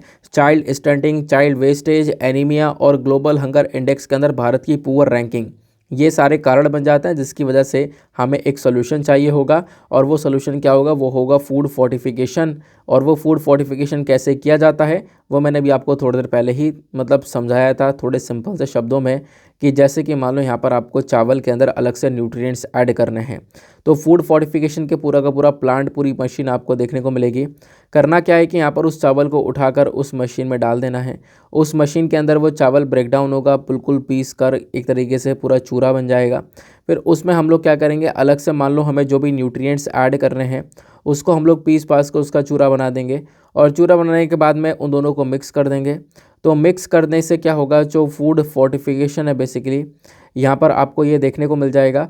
होगा क्या कि जो भी यहाँ पर मिक्स करने के बाद में हमारे पास में चूरा आएगा, पाउडर आएगा, उस पाउडर का हम लोग क्या करने वाले हैं कि मशीन के अंदर में डालने के बाद में उसमें से कर्नल्स को बनाने वाले हैं, यानी कि छोटे छोटे चावल के दाने बनाने वाले हैं। इससे यहाँ पर होगा क्या कि ढेर सारा जो हमारे पास में खाना होगा वो फूड फोर्टिफाइड होगा, जिसमें एक अच्छा खासा न्यूट्रिशन होगी, अच्छी खासी यहाँ पर एक पोषण की वैल्यू होगी, ऐसा यहाँ पर राइटर मेंशन करते हैं। आई होप आपको यहाँ पर सारी बातें बहुत अच्छे से क्लियर हो चुकी हैं। चलो अब फटाफट आते हैं हम लोग अपने नेक्स्ट एडिटोरियल की तरफ। नाउ अगला एडिटोरियल टेक्स्ट एंड कॉन्टेक्स्ट पर देखने को मिलेगा असम मेघालय बॉर्डर फायरिंग को लेकर। तो यहाँ पे बात की गई है असम और मेघालय के बीच में, आप देखोगे बॉर्डर को लेकर ढेर सारे डिस्प्यूट्स हैं। वो डिस्प्यूट्स क्या हैं उसको लेकर सारे इंपॉर्टेंट पॉइंट्स में लेकर आया हूँ, वो हम डिस्कस करेंगे। उससे पहले कुछ लोकेशंस को देख लो। यहाँ पर आपको पूरा नॉर्थ ईस्ट इंडिया का मैप देखने को मिलेगा। ये रहा असम और नीचे ये रहा मेघालय, इनके बीच में एक बहुत लंबा चौड़ा बॉर्डर देखने को मिलता है। उसी बॉर्डर को लेकर यहाँ पर ये डिस्प्यूट दोनों के बीच में देखने को मिलता है। ये रहा असम, ये रहा मेघालय, ठीक है ना। ये लांगपी यहाँ पर है, बीच में ही है लांगपी। लांगपी का नाम ध्यान रखना क्योंकि आगे हम लोग पढ़ेंगे।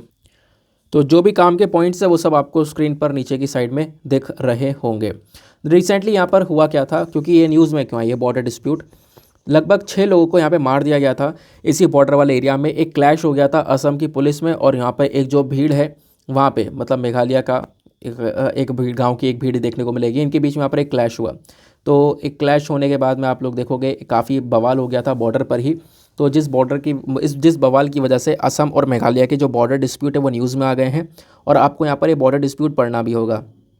सबसे पहली चीज़, असम मेघालय की जब हम लोग बात करते हैं ना, तो इनका बॉर्डर मैंने आपको दिखाया, एक लंबा चौड़ा बॉर्डर है। कितना बड़ा बॉर्डर है, लगभग 884 किलोमीटर का यहाँ पर एक लंबा चौड़ा बॉर्डर देखने को मिलता है इन दोनों बॉर्डर्स के बीच। मतलब कि ये जो लंबा चौड़ा बॉर्डर है 884 किलोमीटर का, इस बॉर्डर में लगभग 12 ऐसी जगह हैं जहाँ पर विवाद देखने को मिलते हैं, जैसे अपर ताराबरी, गजांग रिजर्व फॉरेस्ट, हाहिम, लांगपी, बोरद्वार, बकलापारा। ये सारे अलग अलग एरियाज़ हैं जिन एरियाज़ को लेकर विवाद रहता है दोनों ही स्टेट्स के बीच में। इतिहास की अगर हम लोग बात करें तो जब अंग्रेज़ों का शासन हुआ करता था तो उस समय पर असम जो है ना वो अनडिवाइडेड था, है ना। यानी कि जितने भी आपको नॉर्थ ईस्ट स्टेट्स दिख रहे हैं ना, वो बेसिकली सारा का सारा असम हुआ करता था। असम से ही नागालैंड, अरुणाचल प्रदेश, मेघालय, मिजोरम, ये सारे स्टेट्स निकल कर आए हैं। तो मेघालय यहाँ पर असम से कब निकल कर आया था, असम में से 1972 में मेघालय निकल कर आकर एक स्टेट बना था, ठीक है ना। ये बात आपने यहाँ पर ध्यान में रखनी है। लेकिन साल 2011 में क्या होता है, मेघालय की जो सरकार है ना, वो कुछ 12 एरियाज़ ऐसा देखती है जिसमें यहाँ पर मतलब 12 एरियाज़ में कुछ डिफरेंस देखती है, जिसके बेसिस पर आप देखोगे कि इनके बॉर्डर पर कुछ ऐसे 12 एरियाज़ जिनके नाम मैंने भी आपको बताए थे, उन 12 एरियाज़ में दोनों ही स्टेट्स को लेकर बहुत ज़्यादा विवाद देखने को मिलता है, बहुत ज़्यादा यहाँ पर लड़ाइयाँ देखने को मिलती हैं। अब मेजर पॉइंट ऑफ कंसर्न क्या है कि देखो वो जो 12 एरियाज़ हैं, कुछ एरिया यहाँ पर मेघालय में, कुछ एरिया असम है। असम बोलता है वो मेरा है, मेघालय बोलता है वो मेरा है, यानी एक दूसरे, ये जैसे लांगपी वाला एरिया आपने देखा है ना, तो मेघालय बोलता है ये मेरा हिस्सा है, असम बोलता है मेरा हिस्सा है। जैसा नॉर्मल होता है बॉर्डर के बीच में, वही चीज़ यहाँ पर नज़र आती है।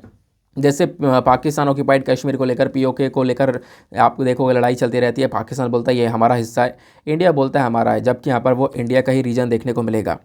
तो मेजर पॉइंट ऑफ कंसर्न की अगर हम लोग बात करते हैं तो ये हमने यहाँ पर समझा, असम और मेघालय कुछ ऐसे यहाँ पर एरियाज़ आपको देखने को मिलेंगे। इनके बीच में एक डिस्ट्रिक्ट है लांगपी डिस्ट्रिक्ट, वेस्ट गारो हिल्स के अंदर है। इस डिस्ट्रिक्ट को लेकर लड़ाई चलती है। लांगपी बेसिकली यहाँ पर आप स्टार्टिंग में देखोगे तो अंग्रेज़ों के समय पर ये कामरूप डिस्ट्रिक्ट का पार्ट हुआ करता था, बाद में यहाँ पर ये मेघालय का बन गया। मतलब पहले असम में था, बाद में मेघालय में आ गया। तो ऑब्वियसली बात है लड़ाई तो बननी थी। असम बोलता है ये हमारा अभी भी हिस्सा है, मेघालय बोलता है नहीं नहीं ये हमारा हिस्सा है। तो इस वजह से यहाँ पर जो डिस्प्यूट्स है वो चल रहे हैं। अब इन डिस्प्यूट्स को रिजॉल्व करने के लिए, इन डिस्प्यूट्स को यहाँ पर ख़त्म करने के लिए ढेर सारे अलग अलग कदम उठाए गए। 1985 में असम चीफ मिनिस्टर और मेघालय के जो चीफ मिनिस्टर हैं, है ना, इन्होंने यहाँ पर एक ऑफिशियल कमेटी को बनाया हुआ था। इस ऑफिशियल कमेटी के तहत यहाँ पर इन्होंने इस मामले को सॉल्व करने की यहाँ पर कोशिश करी थी। फिर उसके बाद में जो सोल्यूशन है वो मिल नहीं पाया, जो लड़ाई है वो लगातार चलती रहीं। आप देखोगे जो दोनों की स्टेट गवर्नमेंट्स हैं वो कहीं ना कहीं अभी भी, इन्होंने इसी साल की बात महीने में 12 ऐसे डिस्प्यूटेड एरियाज़ हैं। उन 12 एरियाज़ में से 6 एरियाज़ के अंदर उन्होंने यहाँ पर एक सोल्यूशन लाने की कोशिश करी थी और उसको लेकर यहाँ पर उन्होंने अग्रीमेंट किया है। वो अग्रीमेंट यहाँ पर ये आने वाले समय पर साइन भी करेंगे। कुछ अग्रीमेंट्स और यहाँ पर साइन होने वाले हैं। तो मेजर फोकस यही है कि यहाँ पर इन सभी डिस्प्यूट्स को ख़त्म किया जा सके, बट प्रॉब्लम यह है कि वो डिस्प्यूट ख़त्म नहीं हो पा रहे हैं। तो इसके लिए यहाँ पर क्या किया जा सकता है?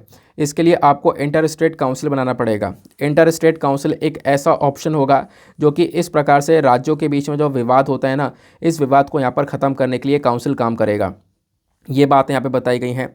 इंडिया देखो यहाँ पर कहलाया जाता है यूनिटी इन डाइवर्सिटी को, मतलब इंडिया यहाँ पर दर्शाता है यूनिटी इन डाइवर्सिटी। भारत के अंदर इतने सारे अलग अलग डाइवर्सिटी देखने को मिलती है, अलग अलग चीज़ें नज़र आती हैं, उसके बावजूद भी एक एकता नज़र आती है। तो यहाँ पर इंडिया का ये एक बहुत मेन कॉन्सेप्ट है। तो स्टेट गवर्नमेंट को ज़रूरत है कि यहाँ पर कोऑपरेटिव फेडरलिज्म के साथ में यहाँ पर काम करें और आपस में बैठकर बेसिकली एक यूनिटी के साथ में यहाँ पर इस बॉर्डर को रिजॉल्व करें। ये इसका एक वे फॉरवर्ड होगा। तो ये असम मेघालय के बीच का विवाद था। क्या ऐसे विवाद और भी राज्यों के बीच में होते हैं? हाँ, बिल्कुल होते हैं। आपको पता होगा बेलागावी बॉर्डर डिस्प्यूट के बारे में। तो जो बेलागावी बॉर्डर डिस्प्यूट है ना, ये महाराष्ट्र और कर्नाटका के बीच का विवाद है, जहाँ पर बेलागांव और बेलागावी, देखो बेलागांव बेलागावी एक ही चीज़ है। ये दोनों ये मतलब ये जो रीजन है बेसिकली कर्नाटका का हिस्सा है, लेकिन महाराष्ट्र इसको क्लेम करता है। महाराष्ट्र बोलता है नहीं नहीं ये हमारा रीजन है, यहाँ पर मराठी बोली जाती है। तो इस प्रकार से यहाँ पर आप देखोगे और भी बहुत सारे बॉर्डर डिस्प्यूट्स हैं। ओडिशा आंध्र प्रदेश का बॉर्डर डिस्प्यूट हो गया, और भी बॉर्डर डिस्प्यूट्स हैं जो कि यहाँ पर न्यूज़ में रहते हैं। बट ये बॉर्डर डिस्प्यूट इंपॉर्टेंट है, अभी के समय पर न्यूज़ में बना हुआ है, तो आपको इसके बारे में पता होना चाहिए। उसके बाद में एक और छोटा सा ट्यूटोरियल आपको देखने को मिलेगा। ये बेसिकली यहाँ पर अगेन टेक्स्ट एंड कॉन्टेक्स्ट पर है। तो अभी रिसेंटली आपने देखा कि एम्स के अंदर जो है ना, वो एक साइबर अटैक देखने को मिलेगा, रैंसमवेयर अटैक यहाँ पर देखने को मिलेगा। उसी के बेसिस पर इस आर्टिकल में बताया गया कि जो रैंसमवेयर अटैक्स हैं क्या वो इंडिया के अंदर बढ़ते हुए नज़र आ रहे हैं? तो आप कहोगे हाँ बिल्कुल बढ़ते हुए नज़र आ रहे हैं, क्योंकि पिछले साल से हम देखेंगे साल 2021 में, साल 2022 में काफ़ी बार ये अटैक्स हुए। इनफैक्ट कोरोना के समय पर भी ढेर सारे रैंसमवेयर अटैक्स देखने को मिले थे। तो रैंसमवेयर क्या है? तो रैंसमवेयर एक मैलिशियस सॉफ्टवेयर है जिसका इस्तेमाल किया जाता है साइबर क्रिमिनल्स के थ्रू, यानी कि जो भी कंप्यूटर से अपराध कर रहे हैं ना, उन साइबर क्रिमिनल्स यहाँ पर इस सॉफ्टवेयर का इस्तेमाल करते हैं और सॉफ्टवेयर का इस्तेमाल करके कंप्यूटर हैक करते हैं और सारी इन्फॉर्मेशन को निकालने की कोशिश करते हैं। और इन्फॉर्मेशन को निकालने के बाद में फिर पैसा मांगते हैं कि इन्फॉर्मेशन हम लीक कर देंगे, किसी को दे देंगे, गलत तरीके से इस्तेमाल करेंगे अगर आप पैसा नहीं दोगे तो। इसी प्रकार से एम्स के साथ में हुआ था। कहना यह है कि एम्स के जो भी डायरेक्टर हैं, इनसे ढेर सारा पैसा मांगा गया था इस एम्स के हॉस्पिटल को हैक करने के बाद में, ठीक है ना। तो वो बातें हमें बताई जा रही हैं। तो क्या बढ़ते हुए नजर आ रहे हैं? हाँ बिल्कुल, इंडिया के अंदर रैंसमवेयर अटैक्स पिछले कुछ समय पर इंक्रीज हुए हैं, ऐसा यहाँ पर मेंशन किया गया इस पर्टिकुलर एडिटोरियल में। तो छोटा सा आर्टिकल था, अगेन यहाँ पर कोई भी ऐसी इन्फॉर्मेशन नहीं थी जिसको आप लोग यहाँ पर पढ़ सको। बस जो काम का था वो मैंने आपको बता दिया, थोड़ा सा एक आइडिया दे दिया। तो आज थोड़े आर्टिकल ज़्यादा थे, इस वजह से वीडियो थोड़ा लेंदी हो रहा है और ढेर सारे आर्टिकल्स का कवरेज भी यहाँ पर हो चुका है। अब उसका एक और छोटा सा आर्टिकल यहाँ पर आपको देखने को मिलेगा, फटाफट इसको भी देख लेते हैं। ये बात करता है जीडीपी ग्रोथ के बारे में। देखो जीडीपी ग्रोथ यहाँ पर 6.3% से कम हुई है, ऐसा यहाँ पर बताया जा रहा है। जो हमारी ग्रॉस डोमेस्टिक प्रोडक्ट है, जीडीपी क्या होती है? जीडीपी क्या होती है? जीडीपी वो होती है जब हम अपने टेरिटरी के अंदर, इंडिया के अंदर कंजम्पशन, इन्वेस्टमेंट, प्रोडक्शन, ये सारी चीज़ें देखते हैं। यानी कि जीडीपी का फॉर्मूला है C+I+G+X-M, यानी कंजम्पशन, इन्वेस्टमेंट, सरकार का खर्चा यानी गवर्नमेंट एक्सपेंडिचर, फिर एक्सपोर्ट इंपोर्ट। ये सारी चीज़ें जो हो रही हैं अगर ये इंडिया की टेरिटरी के अंदर होती हैं तो उसको बोला जाता है जीडीपी। यानी जितना भी मैन्युफैक्चरिंग वगैरह हो रहा है वो इंडिया के अंदर हो रहा है, उसको बोली जाएगी जीडीपी। तो जीडीपी की जो ग्रोथ रेट है वो अभी के समय पर कम हुई है, इंडिया के अंदर ग्रोथ रेट कम हुई है, ऐसा बताया गया। 13.5% से गिरकर ये 6.3% तक ग्रोथ रेट पहुंच चुकी है, ऐसा यहाँ पर बताया जा रहा है। तो जीडीपी ग्रोथ रेट कम हुई, बस खाली यहाँ पर इसके बारे में मेंशन किया गया। ऐसे आर्टिकल हमेशा पब्लिश होते रहते हैं, हर महीने आते रहते हैं, है ना। तो ये चीज़ जो परसेंटेज है ये हमेशा ऊपर नीचे होता रहता है, तो यहाँ पर कुछ ऐसी खास बात है नहीं, पढ़ने की ज़रूरत इतनी है नहीं, ठीक है ना। तो ये यहाँ पर पूरा का पूरा आपको एनालिसिस देखने को मिलेगा हमारे द हिंदू का। अब फटाफट हम लोग प्रीलिम्स के सवाल का आंसर देखते हैं। चांगपा कम्युनिटी के रेफरेंस में 3 स्टेटमेंट दिए गए हैं, तीनों स्टेटमेंट में से कौन सा स्टेटमेंट सही है? तो यहाँ पर आपको देखने को मिलेगा इसका करेक्ट आंसर है ऑप्शन नंबर बी, 2 और 3, ठीक है ना। क्योंकि ये चांगपा जो कम्युनिटी है ये उत्तराखंड में नहीं रहती है। अच्छा, कहाँ पे रहती है, कहाँ पे कम्युनिटी पाई जाती है, आप लोग बता सकते हो? हमने अभी रिसेंटली पढ़ा भी था। तो ये आपको तिब्बतन यानी जम्मू एंड कश्मीर रीजन में देखने को मिलेंगे। तो इस वजह से पहला स्टेटमेंट रॉन्ग है, बाकी दोनों स्टेटमेंट सही है क्योंकि ये लोग पश्मीना गोट्स का पालन करते हैं। साथ ही साथ में यहाँ पर इनको शेड्यूल्ड ट्राइब्स की कैटेगरी में रखा गया है। नाउ इसी के साथ में करेंगे हम लोग अपने लेक्चर को समाप्त और मिलते हैं आप लोगों से अगले वीडियो में। आज के लिए bye bye, have a nice day, thank you and जय हिंद।